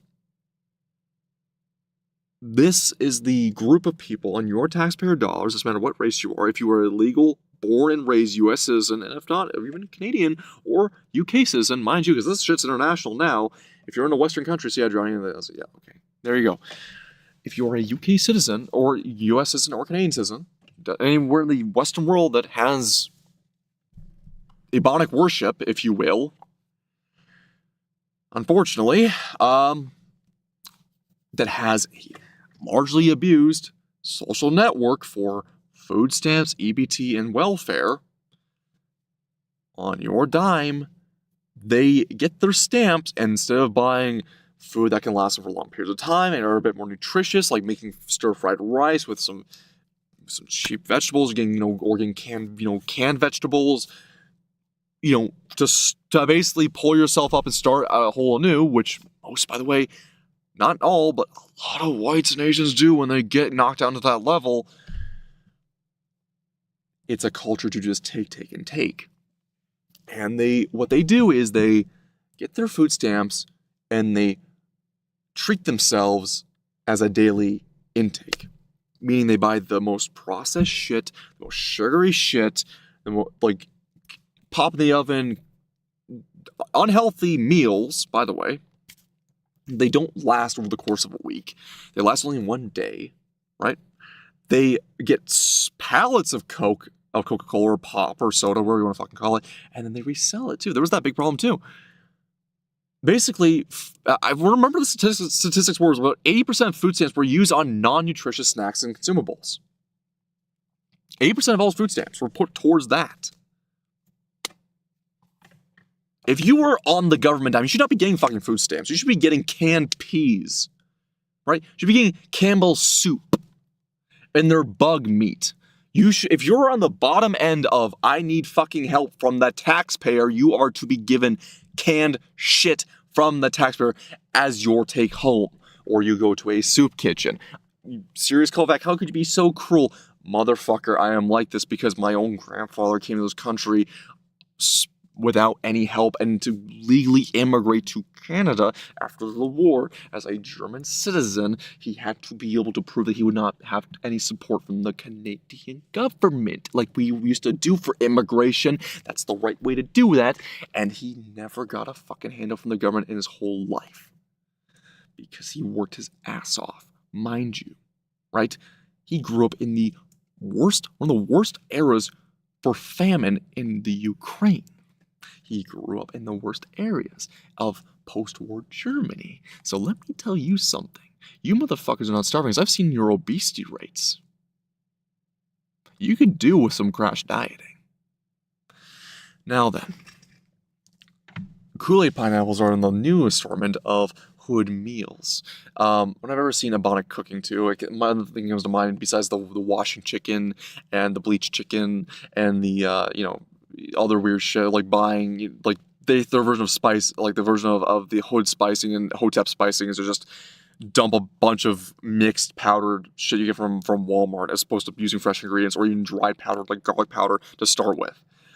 If you've ever seen hood cooking with jambalaya when it comes to Sunny D for a stir for a crab boil, if you've seen those videos, like this is platinum, which by the way might taste good, who knows? It's just so much salt and shit in there that's going to cause heart failure, which is a major problem in the black community. Which, if you don't know too, there was a lot of studies from the Hoteps and black empowerment groups to try and say that racism was the cause for heart disease because of stress from racism, not from consuming 10 times the daily amount of sodium in your diet, right? The Kool-Aid pineapple thing's a bit different because you're going to see in these videos that I will show you after this article that it's a lot worse than just salt. It's a lot of sugar. Kool-Aid pineapple is the latest viral food trend taking over TikTok, YouTube Shorts, and Instagram, with creators turning ordinary pineapple spears into a bright blue and neon pink sugar-soaked snacks. The trend is simple. Take fresh or jarred pineapple spears, mix the pineapple juice with Kool-Aid powder and extra sugar, pour it into the container. When they say extra sugar, they're downplaying it here. They dump fucking whole bags of sugar in this shit. Then let everything soak in the fridge until the fruit absorbs the color and flavor. Depending on the Kool-Aid packet used, the pineapple can turn deep deep red, bright pink, or even electric blue, making it perfect for the quick visual transformation that leads to dominate short-form video feeds. Which, by the way, we have more hood cooking than just Kool-Aid pineapples. What are Kool-Aid pineapples? Kool-Aid pineapples are pineapple spirit marinating. Most viral recipes use jars of pineapple spirits, often around 35 to 48 ounces. Creators rinse with the liquid into a separate cup, mixing 1 packet of unsweetened Kool-Aid and anywhere from half a cup to a full cup of sugar, and mix the packet over the fruit. They don't just use a cup, man. They use like a actual serving cup, not a measuring cup. Being shaken in the refrigerator for 8 to 24 hours, the pineapples absorb the flavor and die from the mix. The results is a tart, extremely sweet snack that looks more like candy than fruit. Just blown before it hits several viral food blends at once. It is cheap, easy to make, highly colorful, and tied to Kool-Aid nostalgia. Taste test videos have also helped it spread. Makers admitting the snack is a sugar bomb while saying it tastes surprisingly good. Pineapple is surprisingly, why add more sugar? Well, when it comes to Ebonic cookings, one thing you're going to learn is excess is very much there. And by the way, if you think, oh, seriously, you're being hyper racist, the Boondocks made fun of this.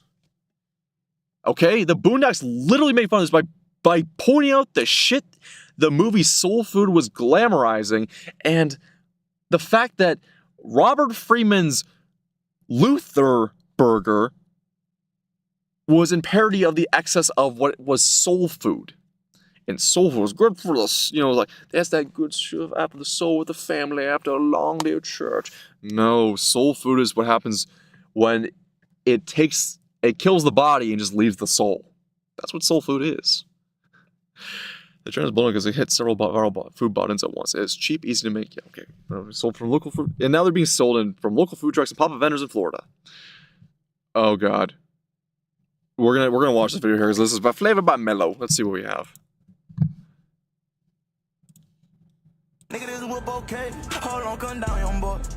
Why am I? Now, you may be looking at his pineapples, however, at the Enwot pickles as they've also become known, but if you also look, what the fuck is this, you may ask yourself? Well, I have some horrible news for you, chat. For you see, there are 2 other trends you're about to find out. And they involve high amounts of sugar and trans fats and sodium.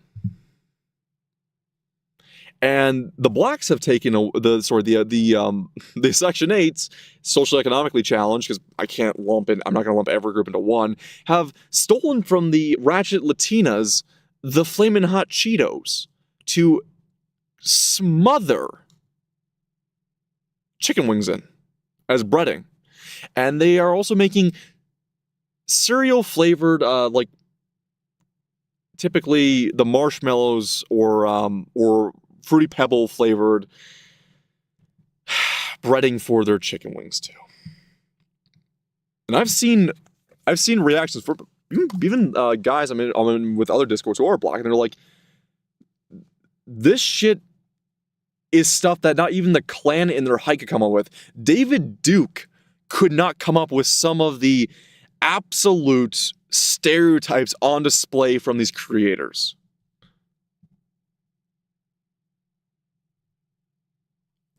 And if you look at the comments between TikTok and Instagram, oh, it's so funny because TikTok is so, yes, queen, cook harder. Oh my God, so tasty, yum, yum, yum. And then you go over to Instagram and everyone's just fucking clowning on him in the most racist way possible. Absolutely kudos to you guys. Love to see the work you're doing. Keep this shit up. Racism is what's bringing the community together and tearing down racial walls. I love you, bros. And horrible, horrible rap music over it too, mind you.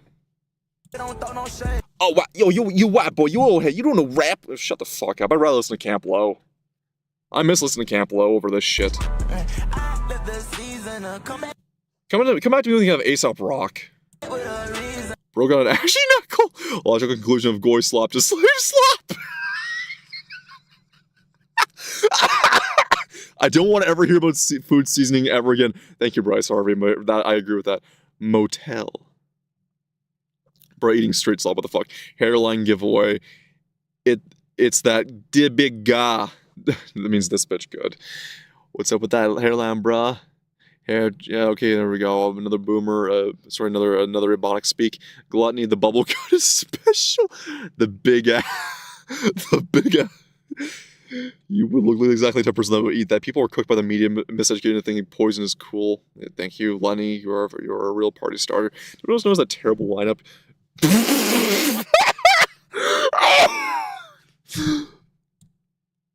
Cinema. Absolutely cinema.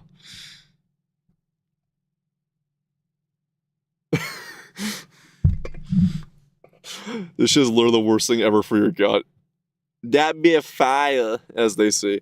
You can straight play. Of course, okay. And they're seeing like the ones who are speaking about Alex to roast him.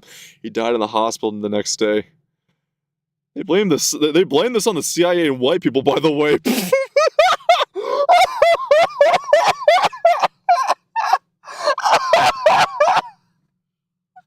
damn it!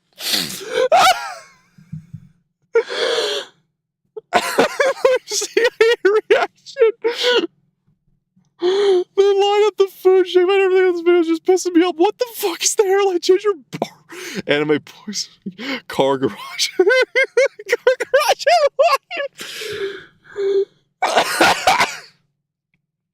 114 snack, 50K hospital bill. $14 for this shit, by the way, too. I'm gonna have my own heart attack here. I'm eating healthy. I was worried about their health. Oh, shut the fuck up, Kendall. You're trying to play this shit off. Only people kill themselves and their own people thinking they're doing something positive by listening to you. 2 to 4 years will be in the hospitals, the health problems will be end up in a morgue at McDonald's burger and recycled again. They're putting Drewski in this thing too. Fucking wallahi, don't ever want to see that shit either. Pretty sure it gets about this bad in the book of Revelation before Jesus goes back. Fucking hell. Is this culture?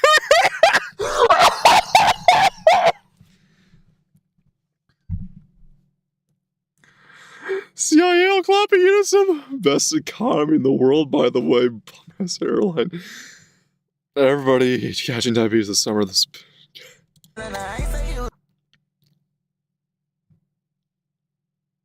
Okay, that's enough.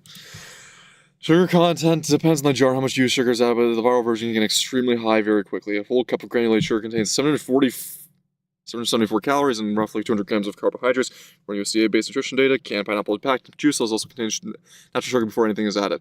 That means a large jar made with 1 full cup of sugar can add 1,400 to 1,600 calories worth of sugar total. Depending on the pineapple brand serving size, a full viral jar can contain roughly 320 to 350 grams of total sugar. Now, by the way, that is 10 Coca-Colas. That is drinking 10 Coca-Colas in a row. That's the total sugar amount you were drinking in that jar. So the same as slightly more than 9 12-ounce cans of Coca-Cola. Standard 10 can of Coke contains 39 grams of sugar. Okay, so I was a little bit off, but for comparison, the American Heart Association recommends no more than 36 grams of 9 teaspoons or add sugar per day of more than 25 grams or 6 teaspoons for women. Okay. The Kool-Aid packet itself is not the main issue. Unsweetened Kool-Aid drink mix generally contains little to no sugar on its own, which is why the recipe usually calls for added sugar separately. While many see Kool-Aid pineapples as a harmless summer snack, I do not. This trend has also sparked pushback online because of a point out the recipe takes fruit, which is usually viewed as a healthier snack, to something much closer to candy. Otherwise, well, we've had candied fruit for years, candied fruit peels back in Victorian day. I've actually made candied fruit lime. It's hard. It's not really worth it, but it tastes good. Main takeaway was that Kool-Aid pineapples are not complicated. They're just not fruit. They're close to okay. They're playing it soft and nice. So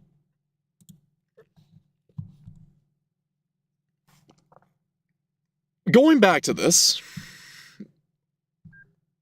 you're about to see more of this stuff. Now, to say 1,000 bottles of Coke, that is an exaggeration, exactly, but there are people who have gone into diabetic shock over this, and we're about to meet someone who did go into diabetic shock. But people have been hospitalized in diabetic comas after participating in the new deadly NWA jar trend. The NWA jar trend involves soaking pineapples in Kool-Aid and Jolly Ranchers. So it's like a candy version of lean already. Like it's as toxic as lean, as deadly as lean, but it's lean but with, it's for kids, lean for kids. 1 nigga jar Ooh, I fucking said it. One NY jar contains as much sugar as 1,000 bottles of Coke. God damn it.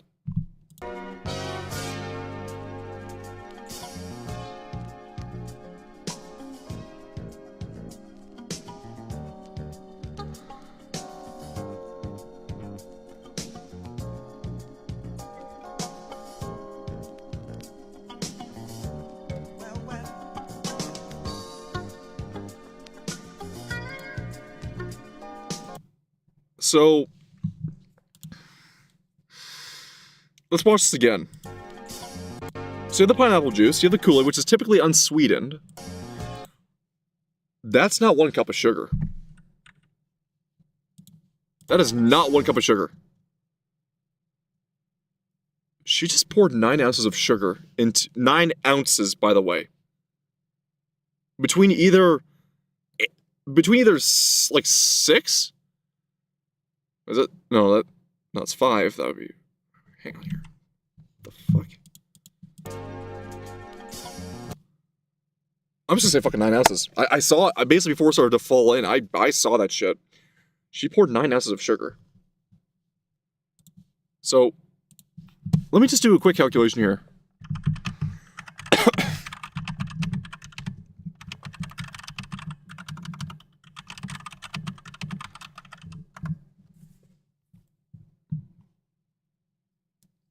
She just poured 255.51 grams of sugar into that mix.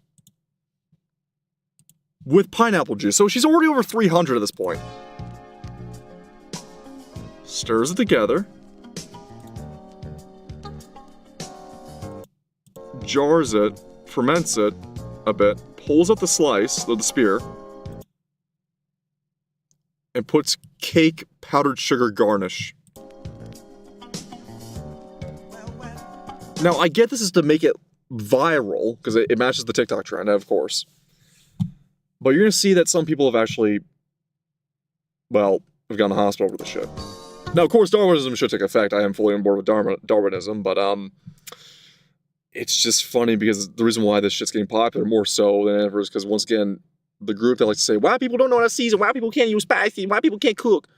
This is the shit you're making. This is the shit you are making. Process after process after process shit, and you're just making a melange of it into something completely toxic to your body. I don't want to hear shit from you. Oh, well, we'll just dip it in too. So, that is the jar.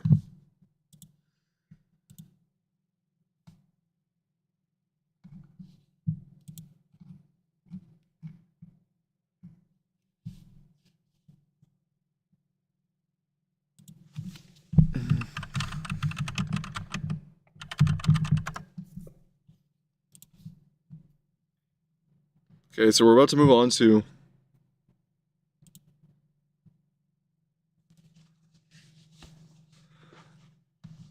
there has been some speculation on people going to health coma about this stuff, which the more I research, I don't think it's being recorded just yet.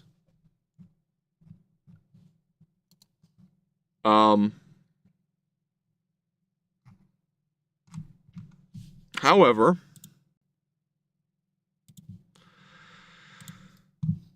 the memes coming out have been legendary because Kiyuga has been a weird Hispanic sometimes for his account, but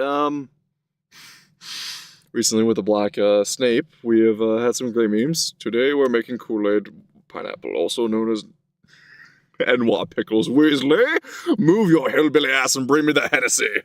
Not gonna lie, I would probably make these, but not with all that sugar. Exactly. If it was the unsweetened Kool-Aid with just the pineapple juice and spears, that would be a treat. Okay?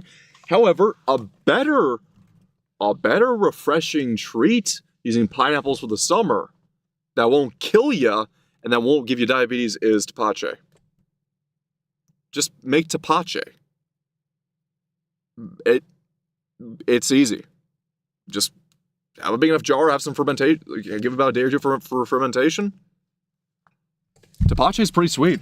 Or at least add the rum to the pineapple. Maybe, I don't know. I mean, rum-soaked pineapples is not a bad idea.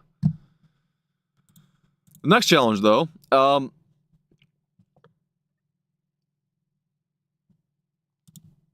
We've already seen this one. Being a black, there's other supposed food trends, because I also have to say this with a grain of salt, because food trends can just be the hood community taking off in their own little world. And just having interacted with one of these videos, I mean, I'll throw the best that is black people food reels, and believe me when I say that the most racist person alive in the world cannot conceive of what is happening here. So, the NWA pickles, or NWA jars, or really just another word, the Kool-Aid pineapple, is not exactly the only thing popping off. As I pointed out to you in that Instagram reel, he was holding some other viral food trends. It amounts to basically taking fried chicken and mixing it with cereal and sugared sweets as breading that they got from EBT and food stamps. In some cases, they actually did. And not even minstrel shows could come up with this shit. Just when you thought a hoe couldn't Kool-Aid nothing else. Kool-Aid Kiwis now. This is what it takes to run the fucking world. Oh, God. What the fuck mystery meat visage am I looking at here? I can't tell if he's half... I know he's African-American, but... This is like vampire. Like, this is the black man become vampire. Or black man became a Nosferatu. Is this the... Oh my God. Vampire the Masquerade. This is the Ebony Nosferatu. We found him. But... Get the whole palette. Oh no. Yeah.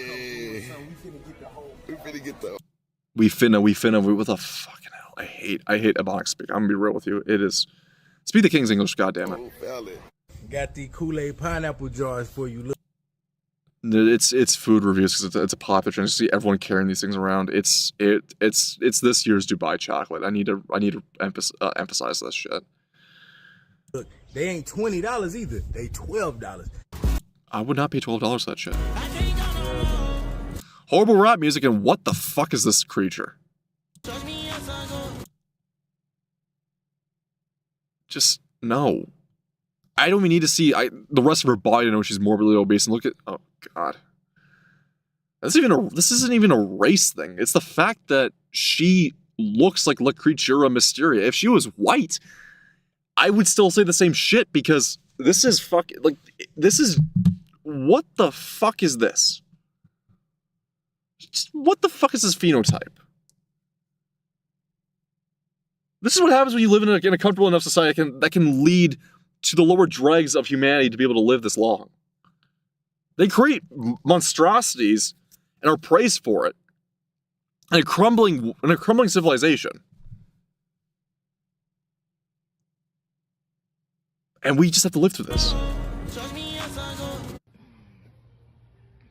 Oh, this is even worse. Oh, Jesus Christ. Grandma, maybe? I mean, the hair's graying, but then again, she could also have gone through meth. What the fuck? Of course. Get your moobs out of here. Get your moobs out of here and get that giant chain out of here. It's no longer 2006. Waving your hands around like, Jesus. No. No. Don't you fucking tell me he did that. No. Kool-Aid deviled eggs. I'm going to put a gun in my fucking mouth. Okay? I need everyone to remind you this. For all the things that people shit on white people, and especially Brits for, British cooking and cuisine only fell off in its perception due to post-war cooking, because the British economy, for the most part, has never recovered since the Second World War. And they were the longest time using rations, up until the 60s. I need you to remind yourselves of this here. Most of the curry you see that got popularized, the Indians will go, oh, sir, we are the masters of the curry, sir. You guys made curry first to hide rancid, disgusting meat, to make it palatable for you to digest, and to make it taste good, so it wouldn't taste like rotting meat. We took the recipe for curry, we improved it, made multiple variations of it over in Europe, especially England, and they fucking sold that shit home. Most of the curry recipes you see came from, like, types of curry recipes you see came from and were developed in England, and not by Indians in England. They were developed by English white men and women over time. I'm not saying whites invented curry. Whites just perfected curry over in England, and then the Japanese took it and put their own hand on it and made their own twist on it with more sweeter and less spicy curry.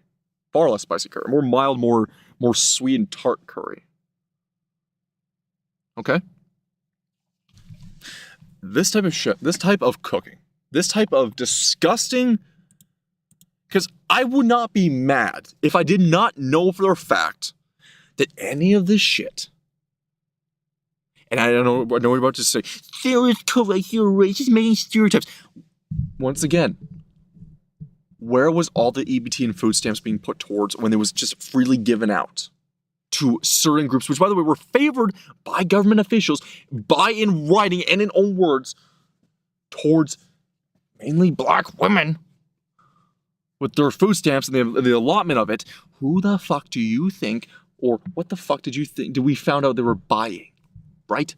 If they weren't really selling pallets of soda, they were buying junk food. They weren't buying healthy food.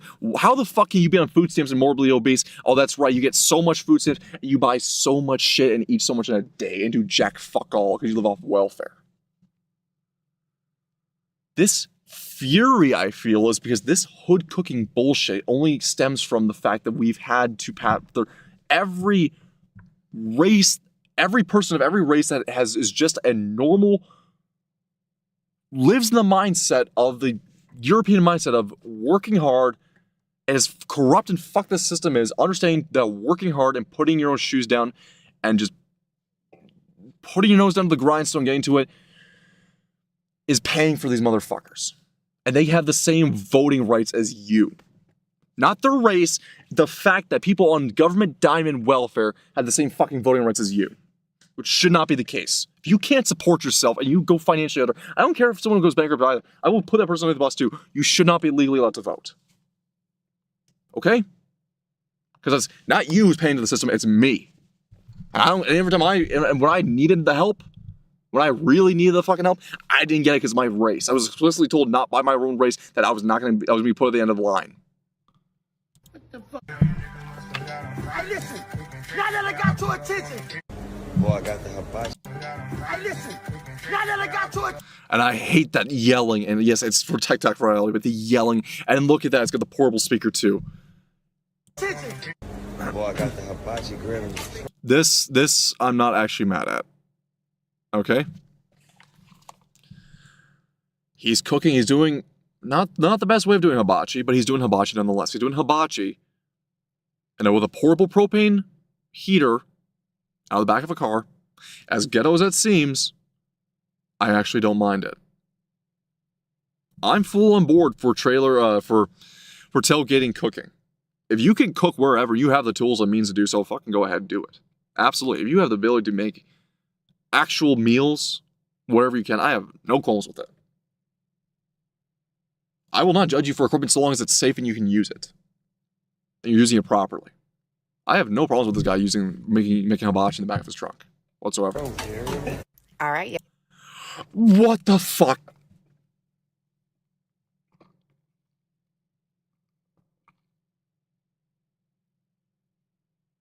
What the fuck am I looking at?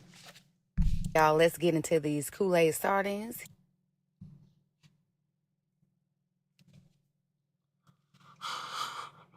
What in God's name did I just fucking hear? Kool-Aid sardines? Oh no. Oh no. Oh no. No, no, no, no, no. No, no, no, no, no, no, no, no, no. Absolutely not. No.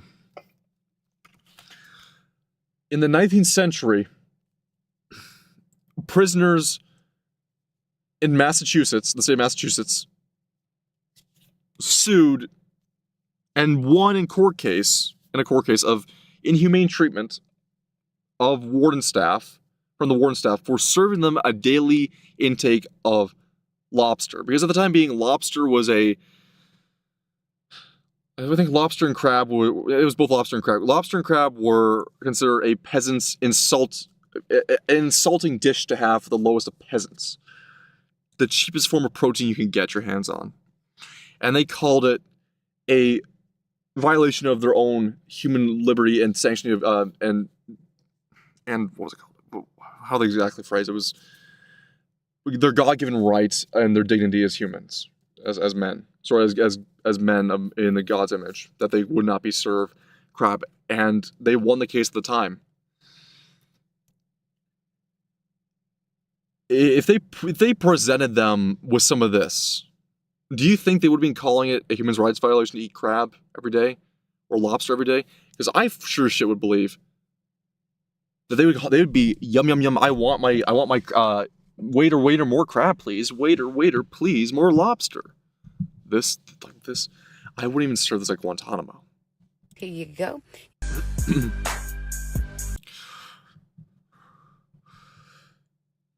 And what the funny little group never seems to realize is that their own golems will come back upon them to eat them alive. Time to make some kosher pickles. Kool-Aids. Today we have our banana.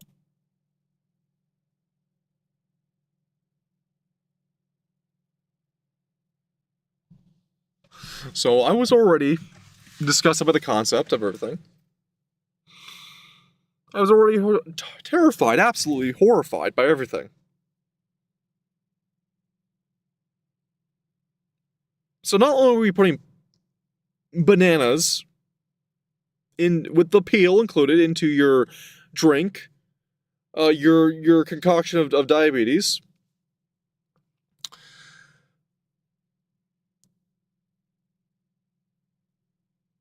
you door dashed Uber Eats, whatever you want to say it is. I don't care. I don't use these apps.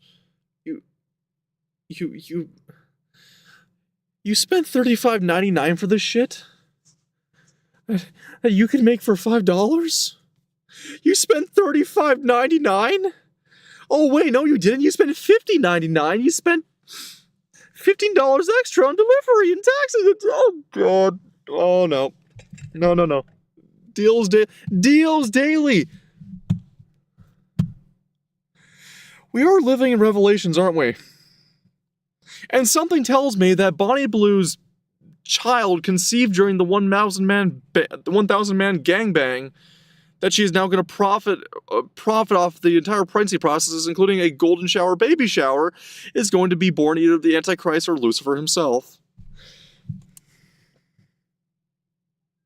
This is what happens when you imprison the white man and stop letting him have motion.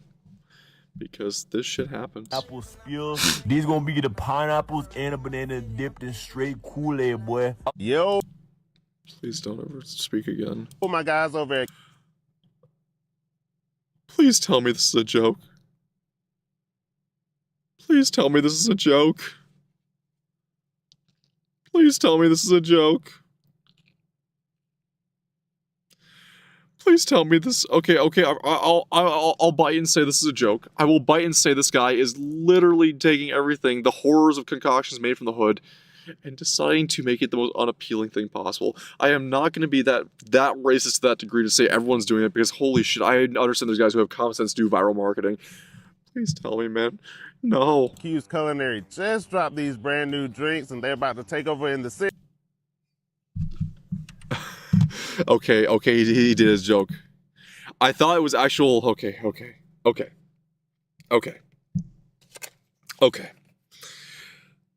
We're okay.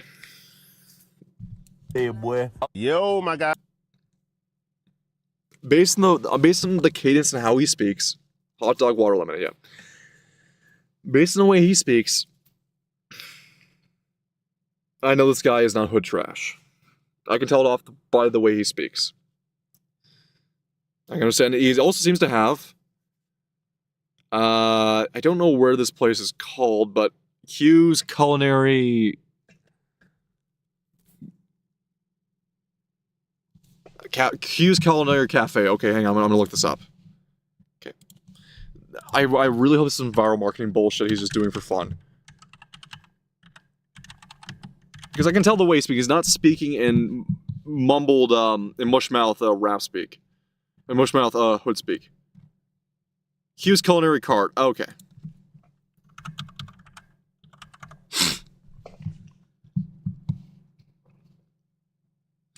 North Carolina-based restaurant, food truck specialty in smash burger, specialty hot dogs. Okay, I think I found it. Okay, I think I found the place. So the good news. Okay, he is using the colloquial term of glizzy, but I understand that it was a marketing at the time. Hot dog lemonade. I'm pretty sure he did this as a joke. Yo, my guys over at Q's Culinary just dropped these brand new drinks and they're about to take over in the city. Okay. The good news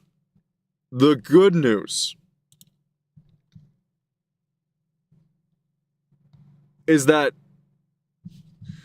this man is actually, when it comes to American cuisine and deep fried cuisine and hand food and what was it called, the scramble or scram food or whatever they call it. I know. Hang on, H250. Pause for a sec. He's actually a competent chef. Okay, it was done as an April Fool's joke. Okay, that's why they're not being honest in this compilation just for him. I had to take a double take. I knew something was up. Guys over at Q's Culinary just dropped these brand new drinks and they're about to take over in. And this is made before the pineapple trend. The city. These are the boiled hot dog water lemonades. Y'all ain't never seen a rotisserie chicken spicy bowl, the area Tion way, the Midwest way, big grabs, thick grabs. And that was unironic. And we're back to the horror show. So we're gonna make some butter Kool-Aid and some lemon Kool-Aid. What? Please, dear God. Lord in heaven, hallowed be thy name. When kingdom come, thy will be done, as on earth as in heaven.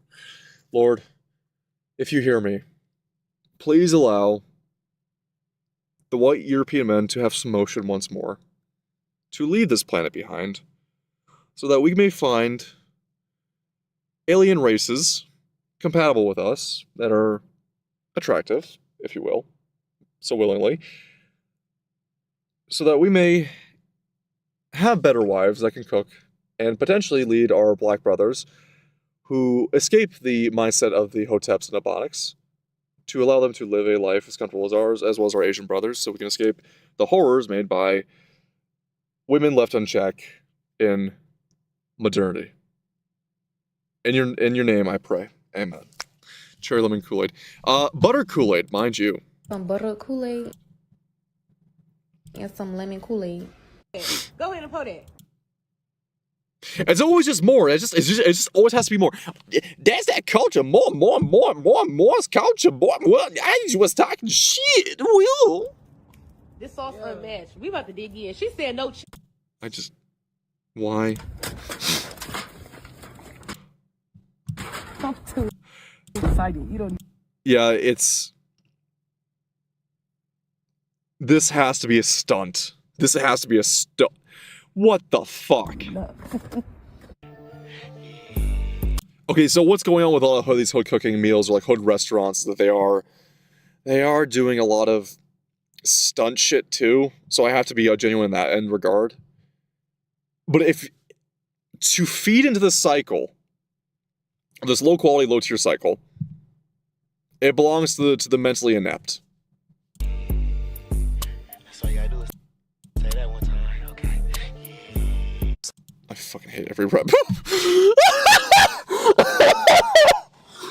Oh, look who it is.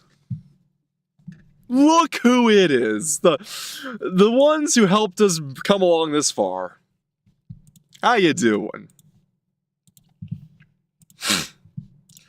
Oh, we're not done yet. So, remember when I said that everyone was making fun of the guy on Instagram for eating that stuff? Well,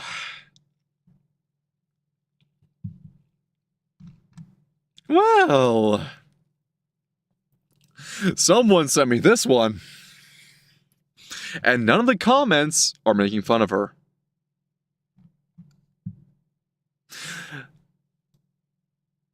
Lobster tail with hot Cheetos in a car. Hot cheese. Control. Oh.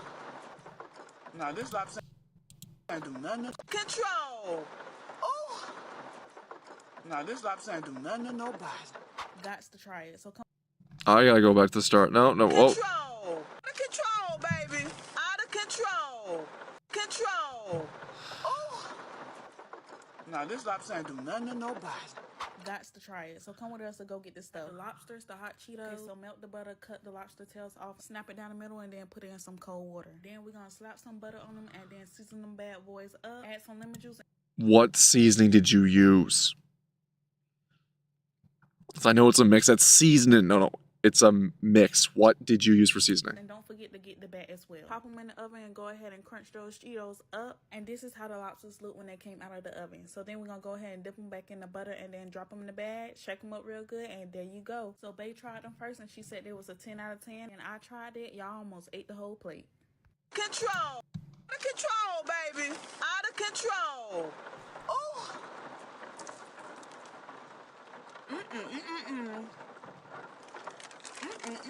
Y'all, I was sitting in my car, I'm like, she did what with that lobster? Now hold on. So first I'm gonna go ahead and oh god, everyone's trying the new trend.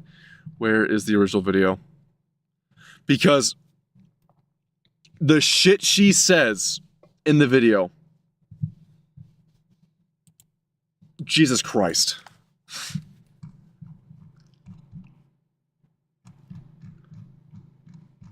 Okay? The shit she says in this video. And y'all need to stop saying that. Check. This is the original video. Just watch and listen to the shit you're about to hear. And y'all need to stop saying that people is lazy and don't want to work. Cause truth be told, baby, we just tired of being slaves. All I see is masters and plantations when I look on Indeed. Please tell me you are doing this as a joke, as like a minstrel show joke. Please, dear God, tell me this is not someone doing this unironically. Please, dear God, please. I wish this to be bait. I will take the easy bait. Please, I will take that sacrifice. Woman, please, do not tell me you are doing this. You are not talking like a mammy. Please, ma'am, please. I can get down with the rest of like the most racist shit talkers you can imagine.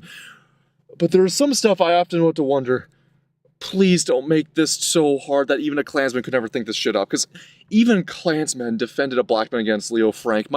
Please do not tell me that this is... Please don't tell me you have fallen... The black community has fallen this far. Please tell me this is not real. Because who's finna do all that work for the amount of money that y'all trying to pay people? I gotta turn it down.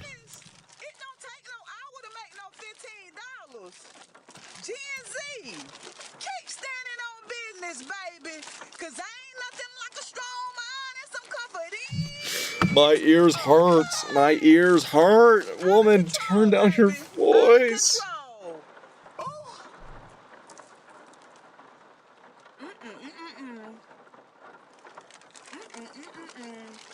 Baby, I don't know. What you say? Please don't eat with your mouth full. Please don't talk with your mouth full. What happened to basic table etiquette?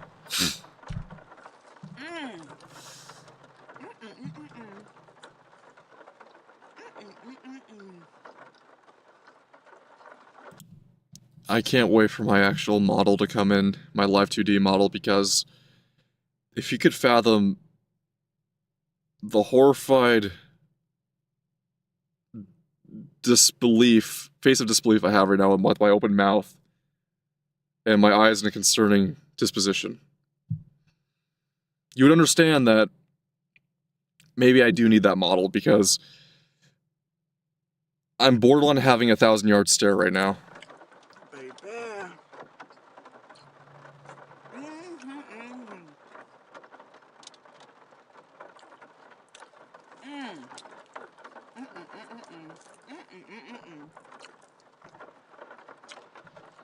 Baby.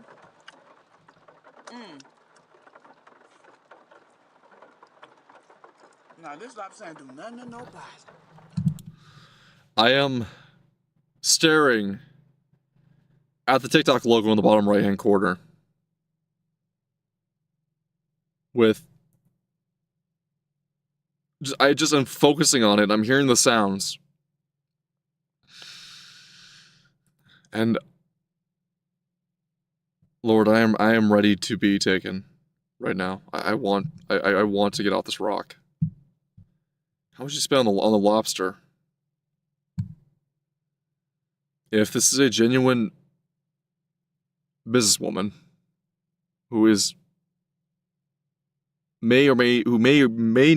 hoping maybe not on EBT and food stamps. I don't know how much you spend on lobster. I could not tell you because lobster can get pretty pricey nowadays, if not for the past while.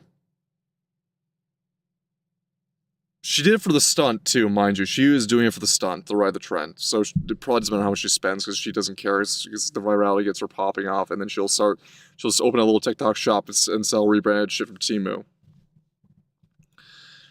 I don't know. I'm looking at that jug down there with the eyelashes. All I'm thinking is this a hippo or something? Hold on, y'all.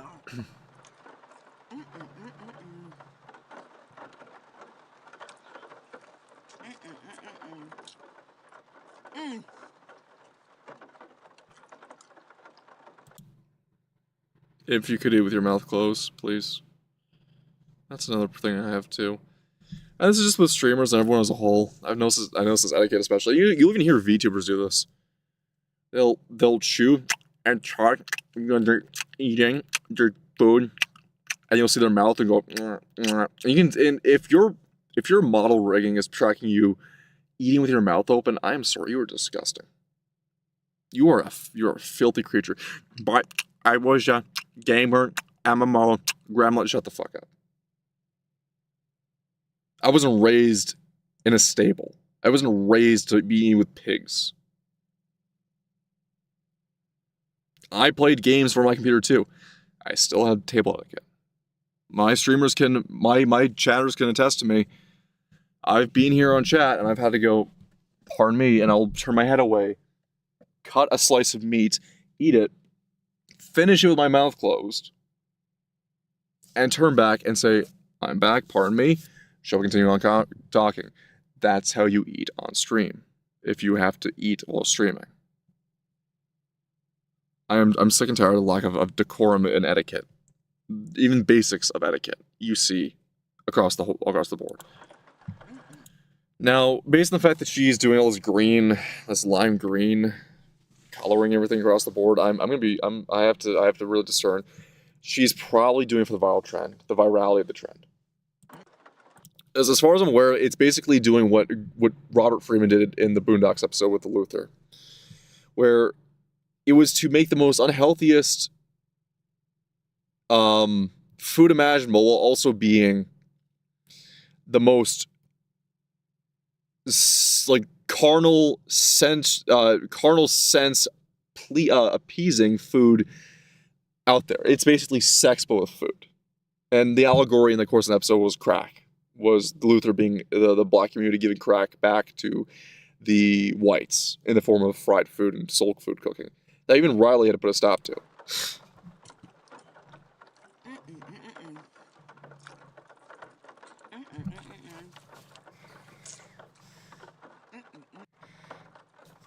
Baby. So I'm going to stop that there. I'm terribly sorry to my audience who had to view that. But we're coming down to the last bit of this section here. And it gets so much worse.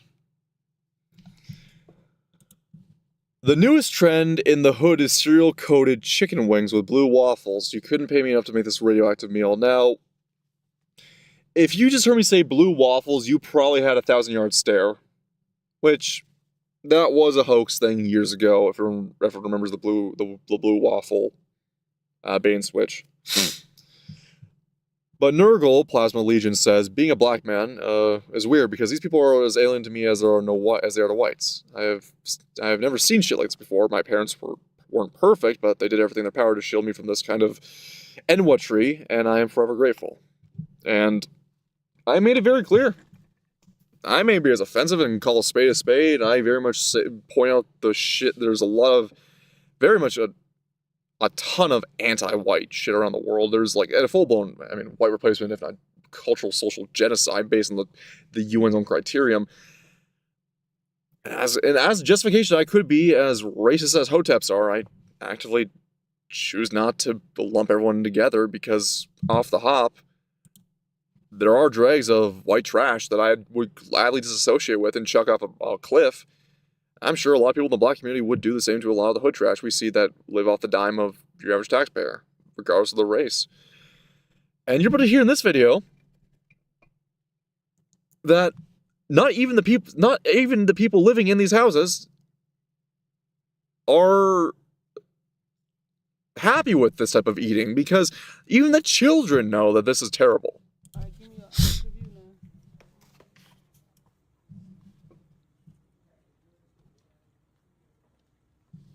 Not to mention, too, dyed hair, pom-pommed hair, right? Trashy-ass clothing, sandals, wet weather.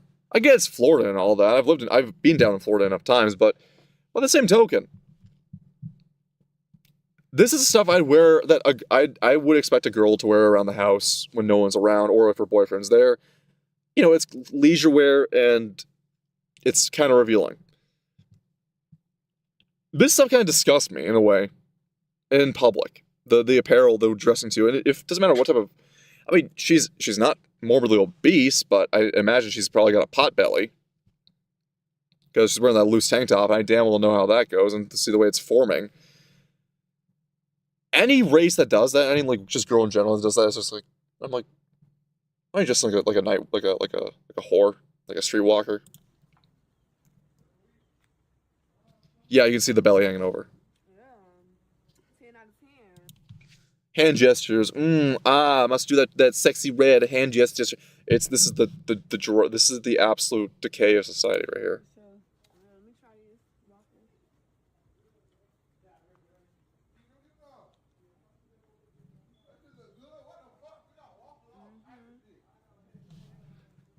Which one? Try one.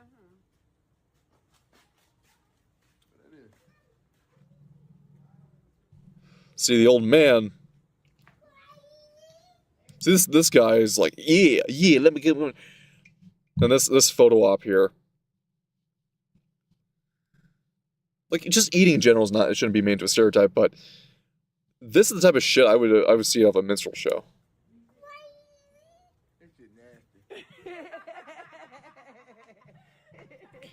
Anyway, at least he's honest in that regard.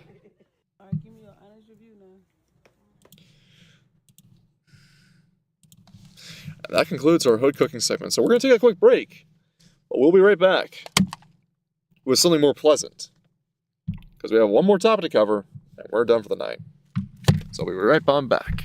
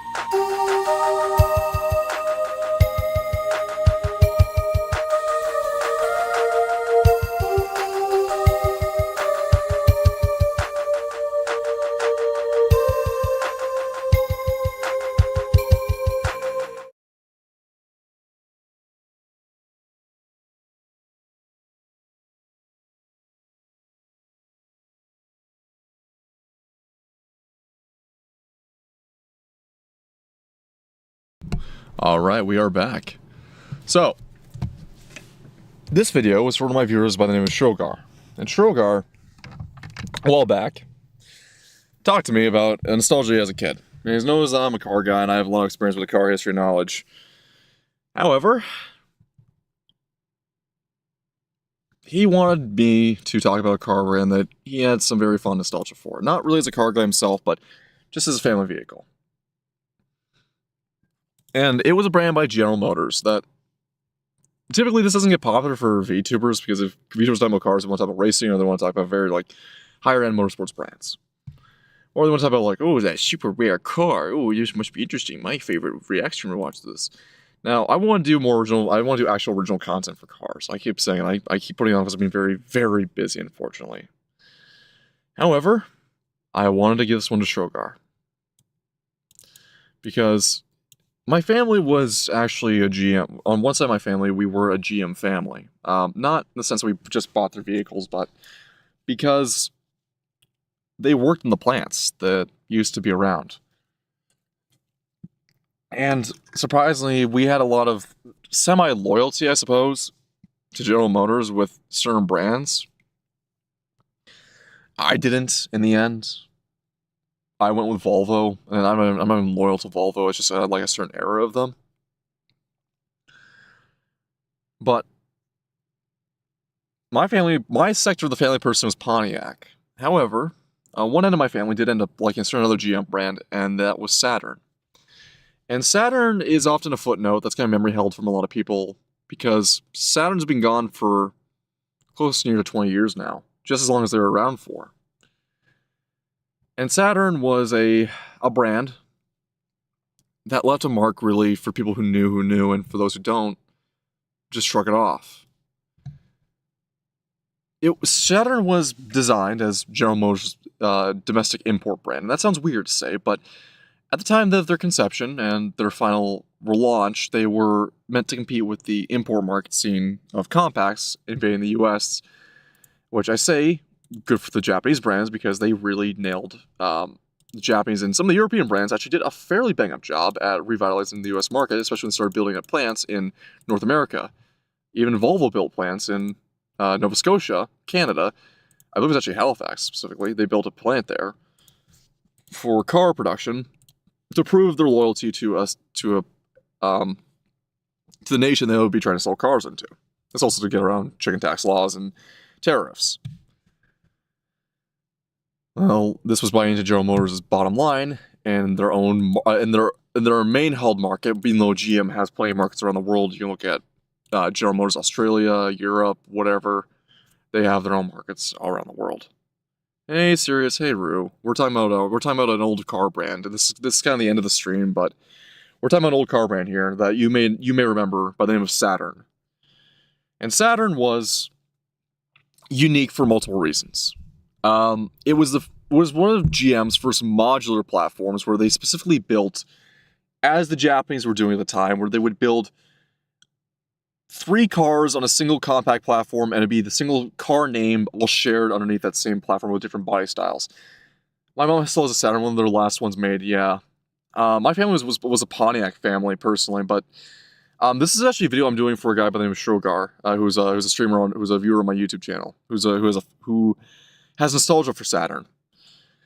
But General Motors decided to do what Honda and Toyota and pretty much every other Japanese auto manufacturer did, is where they had a model of car. For example, the Civic is the best one to use this for. The Civic had a wagon version at the time, it had a hatchback version, it had a coupe and a sedan version. General Motors knew that Saturn would be sold to Americans, so larger cars were in the picture, and Americans only understood hatchbacks as import vehicles mainly because when Americans made hatchbacks initially from the ground up, originally from an American producer in an American design phase, the last ones where people remembered was the Pinto. The Pinto was the first, I believe, actually one of the first truly all-American built hatchbacks, if not one of the last. People might say, oh, what about the Chevette series? The Chevette was an Isuzu product. General Motors just owned Chevette at the time, just owned Isuzu at the time, and used their design team and used their own name as the marquee for the marketing for the Chevette. Dodge was using Mitsubishi Colts for their hatchbacks, but Saturn was to make it both a domestic import, which is weird to keep saying, but it's really what they were, and also to sell to Americans, they had to go with what was going to sell. Well, at the time in the 90s, what was in for young buyers from their age 18 till 35 was coupes and liftbacks. So to sell to them, hey Lexi, we're talking about cars. To sell to them, they would decide to make an affordable compact coupe that many people could get their hands on, which would be the Saturn SC1. Or basically every Saturn in the first generation was the S-1 car. The next Saturn on the list would be a sedan, because naturally sedans just sell overall because it's one of the easiest car buys to get into and the most appealing to the average layman. And the one for families was the Saturn SW, and the W meaning wagon, because they made a station wagon. Probably do a group chat, and they're talking about cars too. How nice! Well, they'll probably think it's a bit more interesting. They won't be as my cars talk won't be as interesting though, because mine's a bit more of a hipster-esque car brand. But Saturn sold themselves on the marketing that they would be a domestic import, but also what really sold Saturn to the American people is not just the gimmick that they were this domestic import.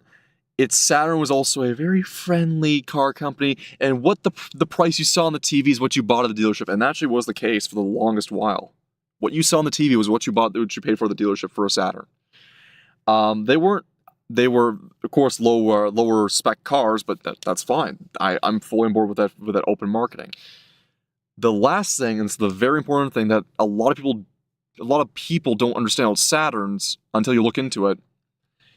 What sold Saturn especially to people was that it was made of space-age material, i.e. the body itself, not the frame, but the body was all plastic. There was hardly any sheet metal used on the body design of the Saturns.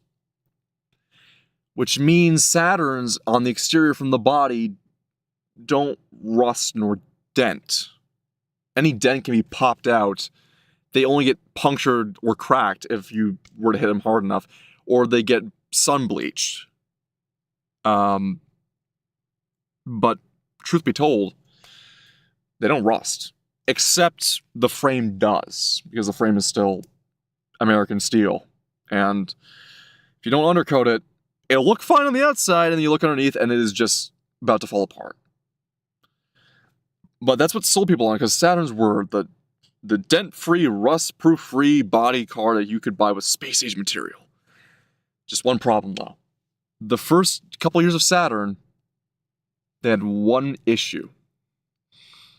Is that in hot and humid climates, especially around summertime, in areas like San Francisco, Los Angeles, most of California, most of Texas, most of Phoenix, most of Arizona, basically the hottest places and very humid places like Florida and amongst the Great Lakes during the summer, the glue adhesion that stuck the plastic body to the car, because it was basically chemically welded to the body with glue for adhesion, would lose its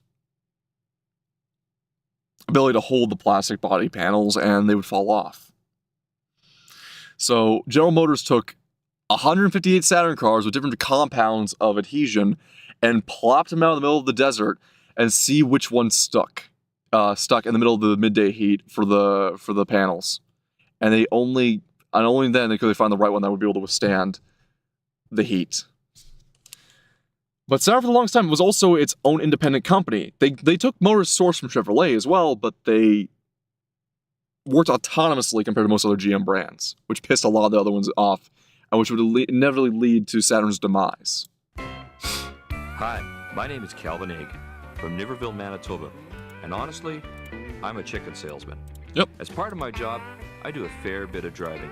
In fact, I put over 460,000 kilometers on my 1992 Saturn. You can tell it was a commercial for the Canadians. Back in 1990, a new car company named Saturn sold their first small sedans and coupes, meant to compete and beat the Japanese imports. Although starting... Now, don't make fun of my old car's voice here. He is an old man. Keep that in mind.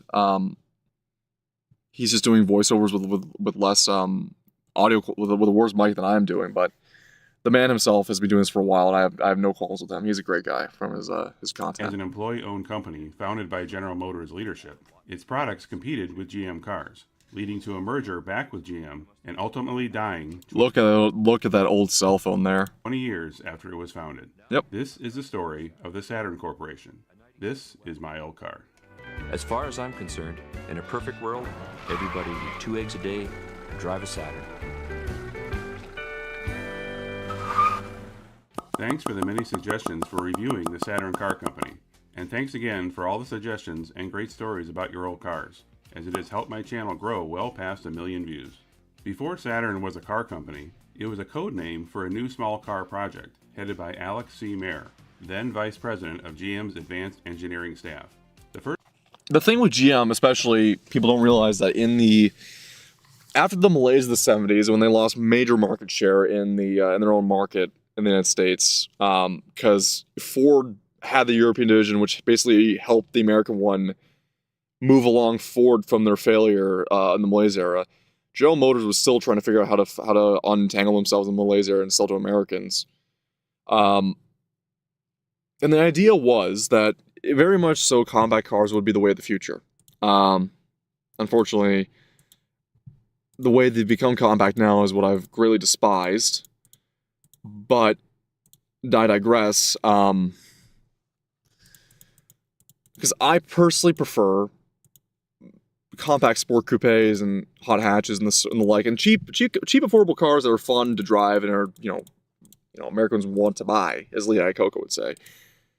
But these were early projects meant to reshape the way we thought about cars, because aerodynamics also was especially coming into play, not just for performance, but also for fuel efficiency for vehicles. And the 80s, while it is typically remembered for its really sharp angular designs, those designs were really made up and concocted in the 70s mid-80s is when the more smoother, less rhomboid designs slowly became into effect and started replacing the hard 80s lines you saw that people like to gawk about and, have faux nostalgia for. First prototypes were released to the public in November of 1983, and at that time they were expected to be badged as a Chevrolet, Buick, or some other GM brand. But by 1985, Saturn instead became incorporated as its own company. Although the future logo would resemble Saturn the planet, it was actually named after the Saturn rockets that carried Americans to the moon. Yep. The thinking was that, just like the Saturn rockets helped America overtake Russia in the space race, the Saturn cars could overtake the Japanese car makers. It was an extremely lofty goal, since Saturn would not rely on existing factories, parts, or dealerships from within GM, but instead be entirely self-sufficient. The new cars would be engineered from the ground up, with then state-of-the-art plastic body panel construction. This was the main selling point of Saturn as the space-age material. The way of the future. In their own dedicated factory and have their own separate dealer network. Yep, they were going to build it completely from the ground up. Even the labor agreement with the UAW was unique, with profit sharing, workers' rights, and job descriptions differing from existing agreements with GM. The reason why it was different also is GM, and this is a video I do want to make, and I have prepped it for a while now, is GM was just starting the agreement with Toyota called NUMI. And NUMI was the early concept of sharing workplace habits and practices amongst the Japanese automaker Toyota and General Motors to help revise especially their Californian plants, their former one the one that now Tesla owns. Because the story behind that plant is its whole own video. Long story short, before Toyota took it over, the average day would have half the employees absent. There was rampant alcoholism on site with workers either being drunk, hungover, or sleeping in cars drunk. And there was even a gang wars with murders outside on the parking lot and a makeshift brothel that was set up on the job site. It was so bad that, I mean, in the current day California, certain voter groups go, this is the way, this is how they should be. Everyone around them was going, Jesus Christ, we need to fix this up right now. And for the longest time, for a good while, Toyota and General Motors did. And these practices that you're hearing about between the workers and Saturn was inspired through the cooperation with Toyota. It's just Saturn was going to be the new step forward for GM that they were going to use as a trial to see if it works for the rest of their auto workers. And then the new corporate heads came in charge and said, "What if we moved the plants to Mexico and China?" It was widely considered the largest gamble from any American automaker in decades. Not everyone at GM was thrilled with the whole idea, since they foresaw Saturn cars taking away sales from the established GM brands. Oh yeah. Not to mention draining billions of dollars from their budgets. The one and only Saturn plant began construction in 1986 in Spring Hill, Tennessee, at a cost of $1.9 billion. Look at this place, massive. Completed in 1988, with 3,000 workers hired, the factory itself was often the focal point in Saturn advertising. Oh yeah. So much so that in 1994, Saturn organized their first homecoming event, attracting 44,000 Saturn car owners to travel to Spring Hill to let them see where their car was built. To help Saturn dealership, Saturn had a bit of a cultish following. Can you react to the tragic career of Carl Edwards by LA Productions? This is actually gonna be the last. I know G6799. You came here from one of my videos about the NASCAR sponsorships. We'll do that in the future. Right now, I will have to go to bed sooner or later. I am on a very regular schedule and I get up early in the morning, but possibly tomorrow we can do that. We can do that tomorrow before our Persona 5 stream. Does that sound okay? Because I am on a very tight budget. Stand out or tight schedule, I should say. They proposed a radical idea. No haggle pricing. Look at this, friends. Now look at that. Oh, look at that. The price tag on the car is what the customer paid. Exactly. But technically, they weren't dealerships, as no deal making was made. And this pissed off the Auto Dealerships of America union, because they have been partial reason why there's been such a stranglehold on buying cars and why cars are being leased at such a high exorbitant rate, and even trying to buy a car outright is nearly impossible. Because they are scared of what works. The direct go to the company and buy it methodology. Instead, they were, in effect, retail stores that just happened to sell cars. Everybody, this is Julie, and this is her first new car.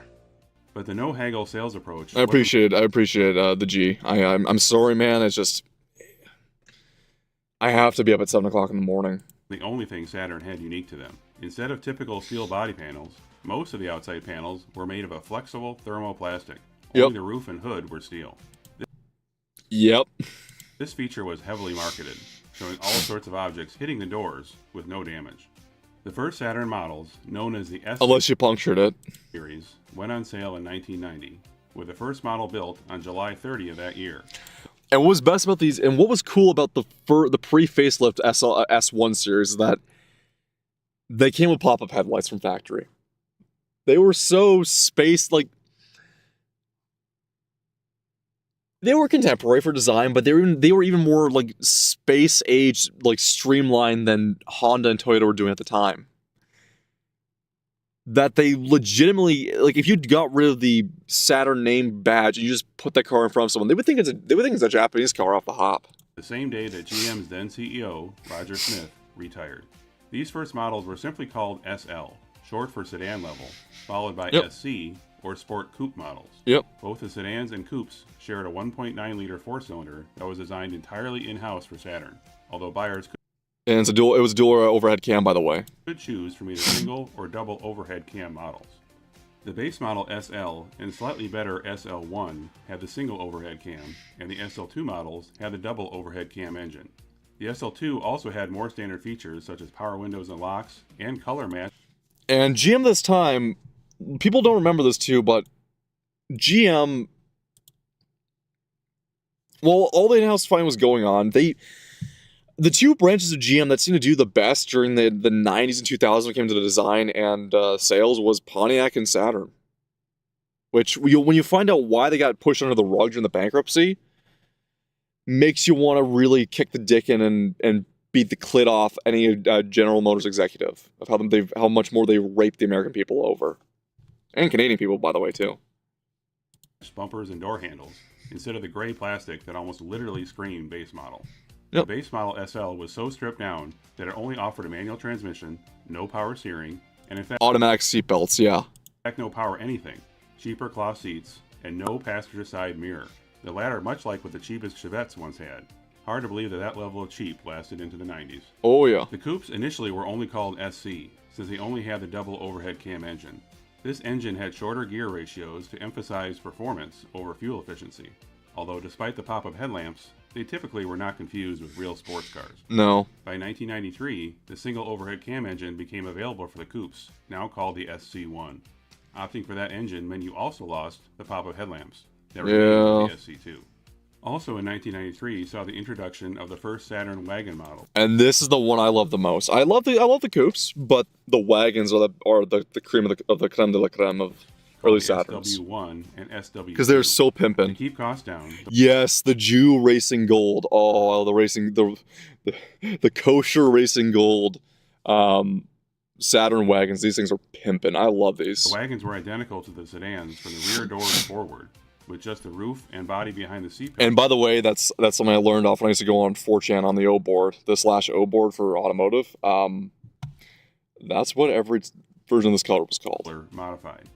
In 1996, Saturn also started distributing the GM EV1, General Motors' first fully electric vehicle, and the only GM car ever to be badged as GM.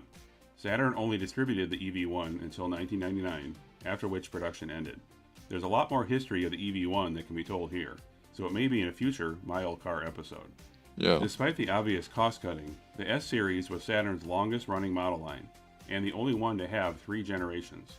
With over 2 million Saturns sold by 1995, the first-gen sedans... It wasn't terrible, they sold for sure. ...and wagons lasted until 1996, and the first-gen coupe until 1997. All 3 body styles in the second-gen S-Series received a major redesign on the exterior, still with gray bumpers and door handles on the base models, with the interior and mechanicals staying mostly unchanged. That's Jim Gaffigan? So stop by your local retailer. Give him a hug.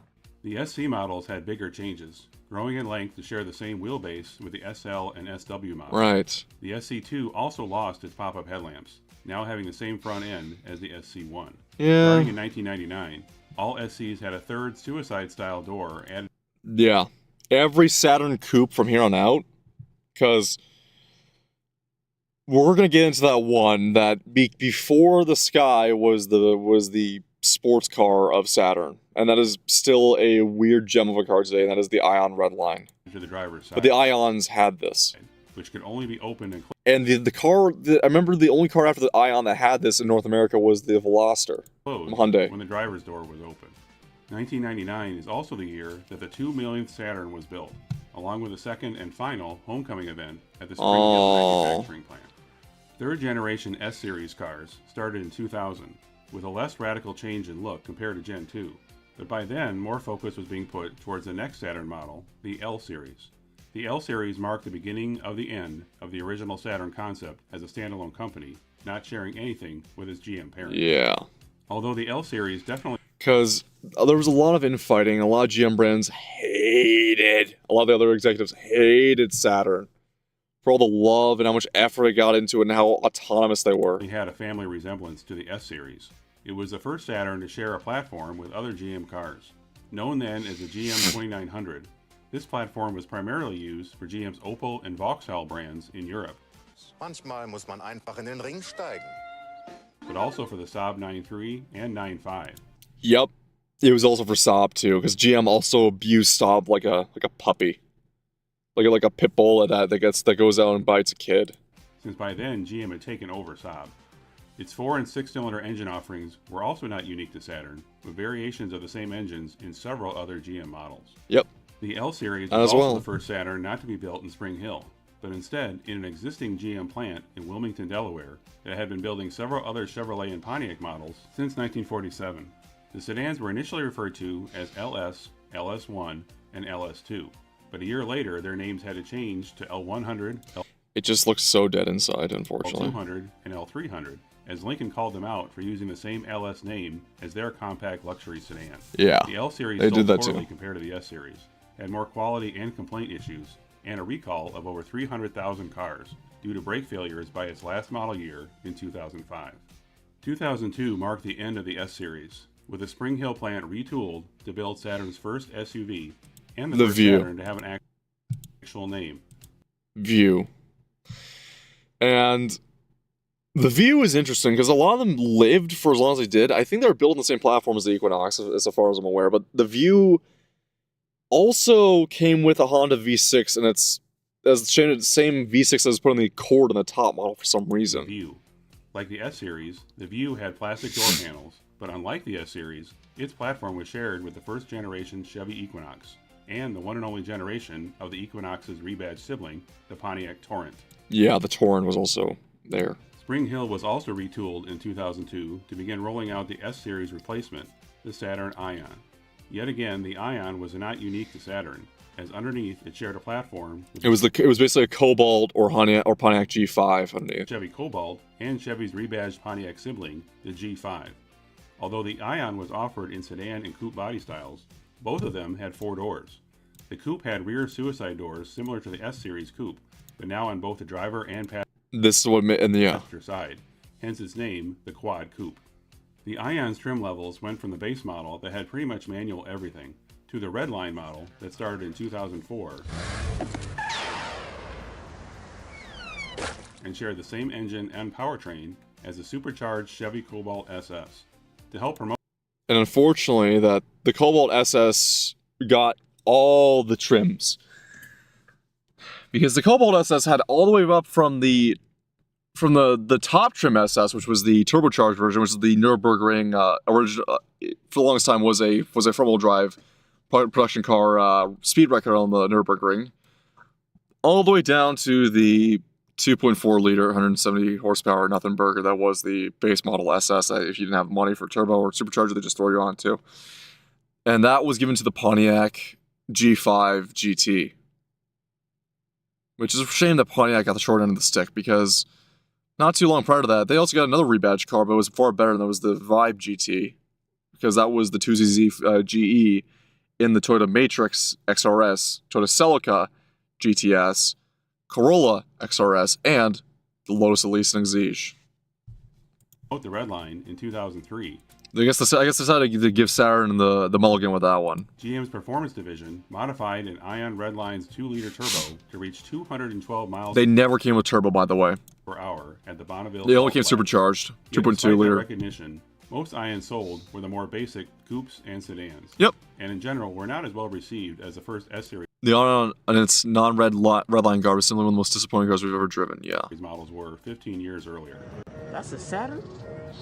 Shit. By 2004, the Redline trim was also offered on the View SUV, and a more powerful V6 engine that was actually built by Honda, further breaking from the original Saturn playbook. That's a fucking Saturn? The old Saturn playbook was effectively thrown away by 2004, starting with Spring Hill's unique UAW labor contract being dissolved, and Saturn operations becoming more integrated with parent GM. This was followed by the release of the Saturn Relay minivan, one of 4 GM minivans. Yeah. Not a fan of this generation of minivan, by the way, too. My family had the prior generation Pontiac Montana, and that was a better Montana. Everyone remembers. Everyone compared to the prior generation Montana for Pontiac and the minivans, this was absolute tripe. Vans new for 2004 with squared off front ends to make them look more like SUVs. Saturn my ass. Yeah, that didn't work, as all those minivans died by 2007. Yeah. Relay has the distinction of being the first Saturn model without plastic body panels. 2007 saw the introduction of several new Saturn models. The only one, okay, actually, the Astra XR.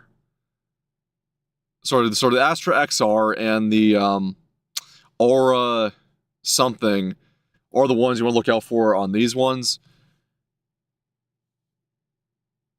This here, though, the Saturn Sky is probably the best looking Saturn there is. All shared with other GM cars. With the Wilmington plant no longer building the L Series, it was retooled to build the Saturn Sky Roadster. Saturn? No fucking way. Along with its Kappa platform partners, the Pontiac. The Pontiac Solstice, I think, is personally of the two, was my favorite, though. Because the Kappa is built on the Roadster that was made for Opel. And I believe, what was Opel and what's the British one? What is the British version of Opel? Anyway, it's built on that same platform. And personally, I think the Solstice is the best looking one. Solstice and Opel GT. With the concept hardtop. I don't like the convertible, though. The latter only being sold in Europe. The L Series replacement, the Aura sedan, was released that same year, sharing the same platform as the Chevy Malibu, Pontiac G6, and Saab 9.3. Yeah. The Aura is widely considered one of the best cars that had Saturn's name on it, having been named North American Car of the Year in 2007. Also in 2007 was a Saturn. Its V6 was also monstrously quick for it's a sleeper essentially for a budget. Saturn Outlook, a 3-row SUV that used the same Lambda platform as the Chevy Traverse, GMC Acadia, and Buick Enclave. Yeah. All 3 of those cars are still in production as of 2021. In 2007, the first gen Saturn Vue entered its run, being replaced by an entirely different car with the same name. The second gen Vue was a rebadged Opel Antara, manufactured in Mexico, alongside the Chevy Captiva Sport, not to be confused with the Chevy Captiva, which was an entirely different model, made in Korea, and never sold in the US. This is confusing. Americans would later see the Captiva Sport show up on their roads in 2012, but they couldn't buy one, as they were only sold to rental fleets. So if you own a Captiva Sport today, you're probably not the original owner. 2007 will also see the end of the Saturn Ion, and the end of the Saturn manufacturing in Spring Hill. It was the end. Ion was replaced by the Saturn Astra. Now the Astra is its own creature.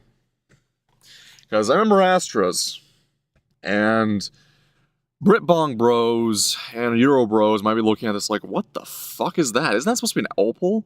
Or is that supposed to be, for the life of me, I can't ever remember the one British one that GM bought up. Oh god, I keep forgetting its name.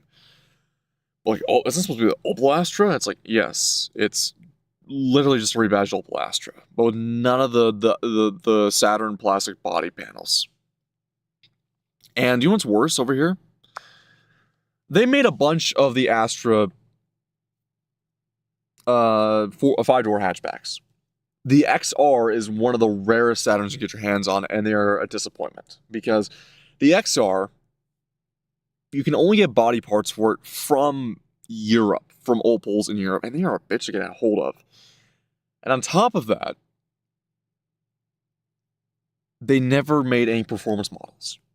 The Opels, the Opel Astra had its turbo model, which is, it's eluding me right now, but it was basically a hot hatch version of the Cobalt SS, but turned up to 11 with about 250 to 270 horsepower on its top trim model. The Opel, so the Astra over here came with a base model our base model 4-cylinder, which pumped out about 100 and I want to say 125 to 140 horsepower top. Like this thing was slow and sluggish, and I just don't hate them for the way they look. Cause like I like Opel Astras and the way they look. It's just fuck. They did not care with this one. Astra in 2008, a rebadged third-generation Opel Astra built in Belgium. The Saturn Astra sold poorly, ending only a year later due to a glut of unsold Ions, along with the eventual public knowledge that Saturn's days were numbered. Yeah. This influx of new models, along with Saturn no longer being a separate company and instead being fully integrated into GM, could have started a new chapter for Saturn. Or not, since all the new models were just rebadged versions of other GM products, with few differences to make Saturn stand out. But it didn't have much chance to prove itself either way. Differences to make Saturn stand. Sears. Is this guy sponsored by Sears? Since all the new models were just rebadged versions of other GM products, with few differences to make Saturn. That is poor timing, isn't it? Both Saturn's gone and Sears is gone. But it didn't have much chance to prove itself either way, thanks to the 2008 recession and GM's bankruptcy. GM announced on December 2, 2008 that So the case was a bit different for Pontiac, because Pontiac was actually one of the few brands that was selling for General Motors. However, they were selling domestically. They were selling well domestically. Pontiac was basically a North American brand, specifically.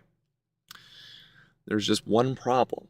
A brand that hardly sold any cars in North America was doing gangbusters in a marketplace that GM was looking to take American taxpayer dollars and stab them in the back with and fuck off to make more money elsewhere. And that was China. Because China loves Buicks. Because Buicks signify wealth and opulence without being too expensive for the average person in China to buy at the time. They were the Lexus of China, if you will. So Buick was saved from the axe handle, despite being the negatives and the reds over here in North America, to axe Pontiac, which sold well over here in North America.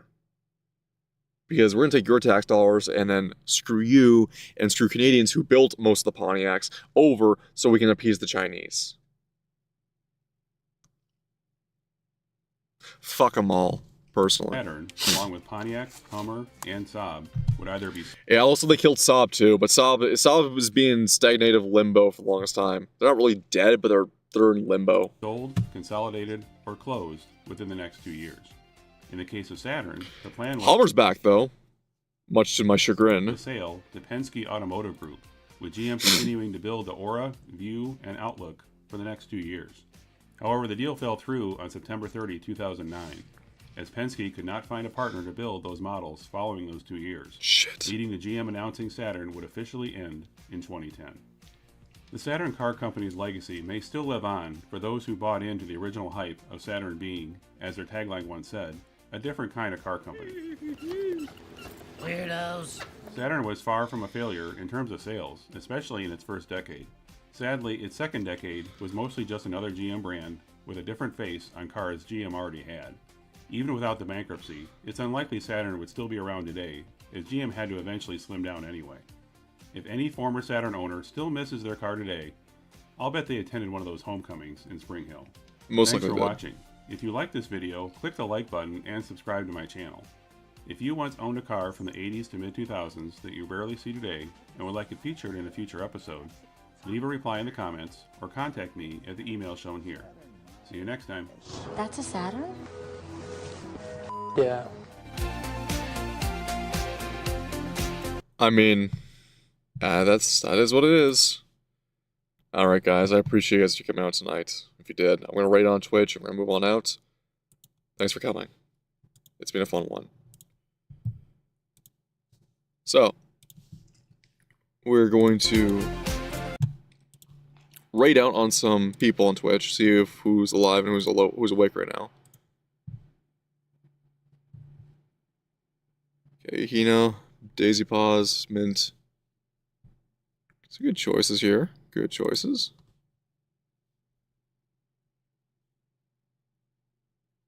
The fuck?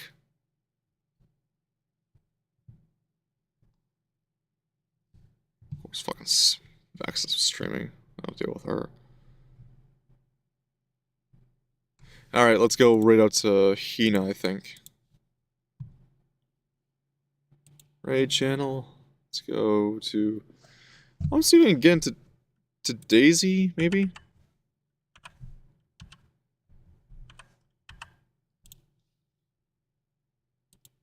Nope, she won't allow raids. Okay.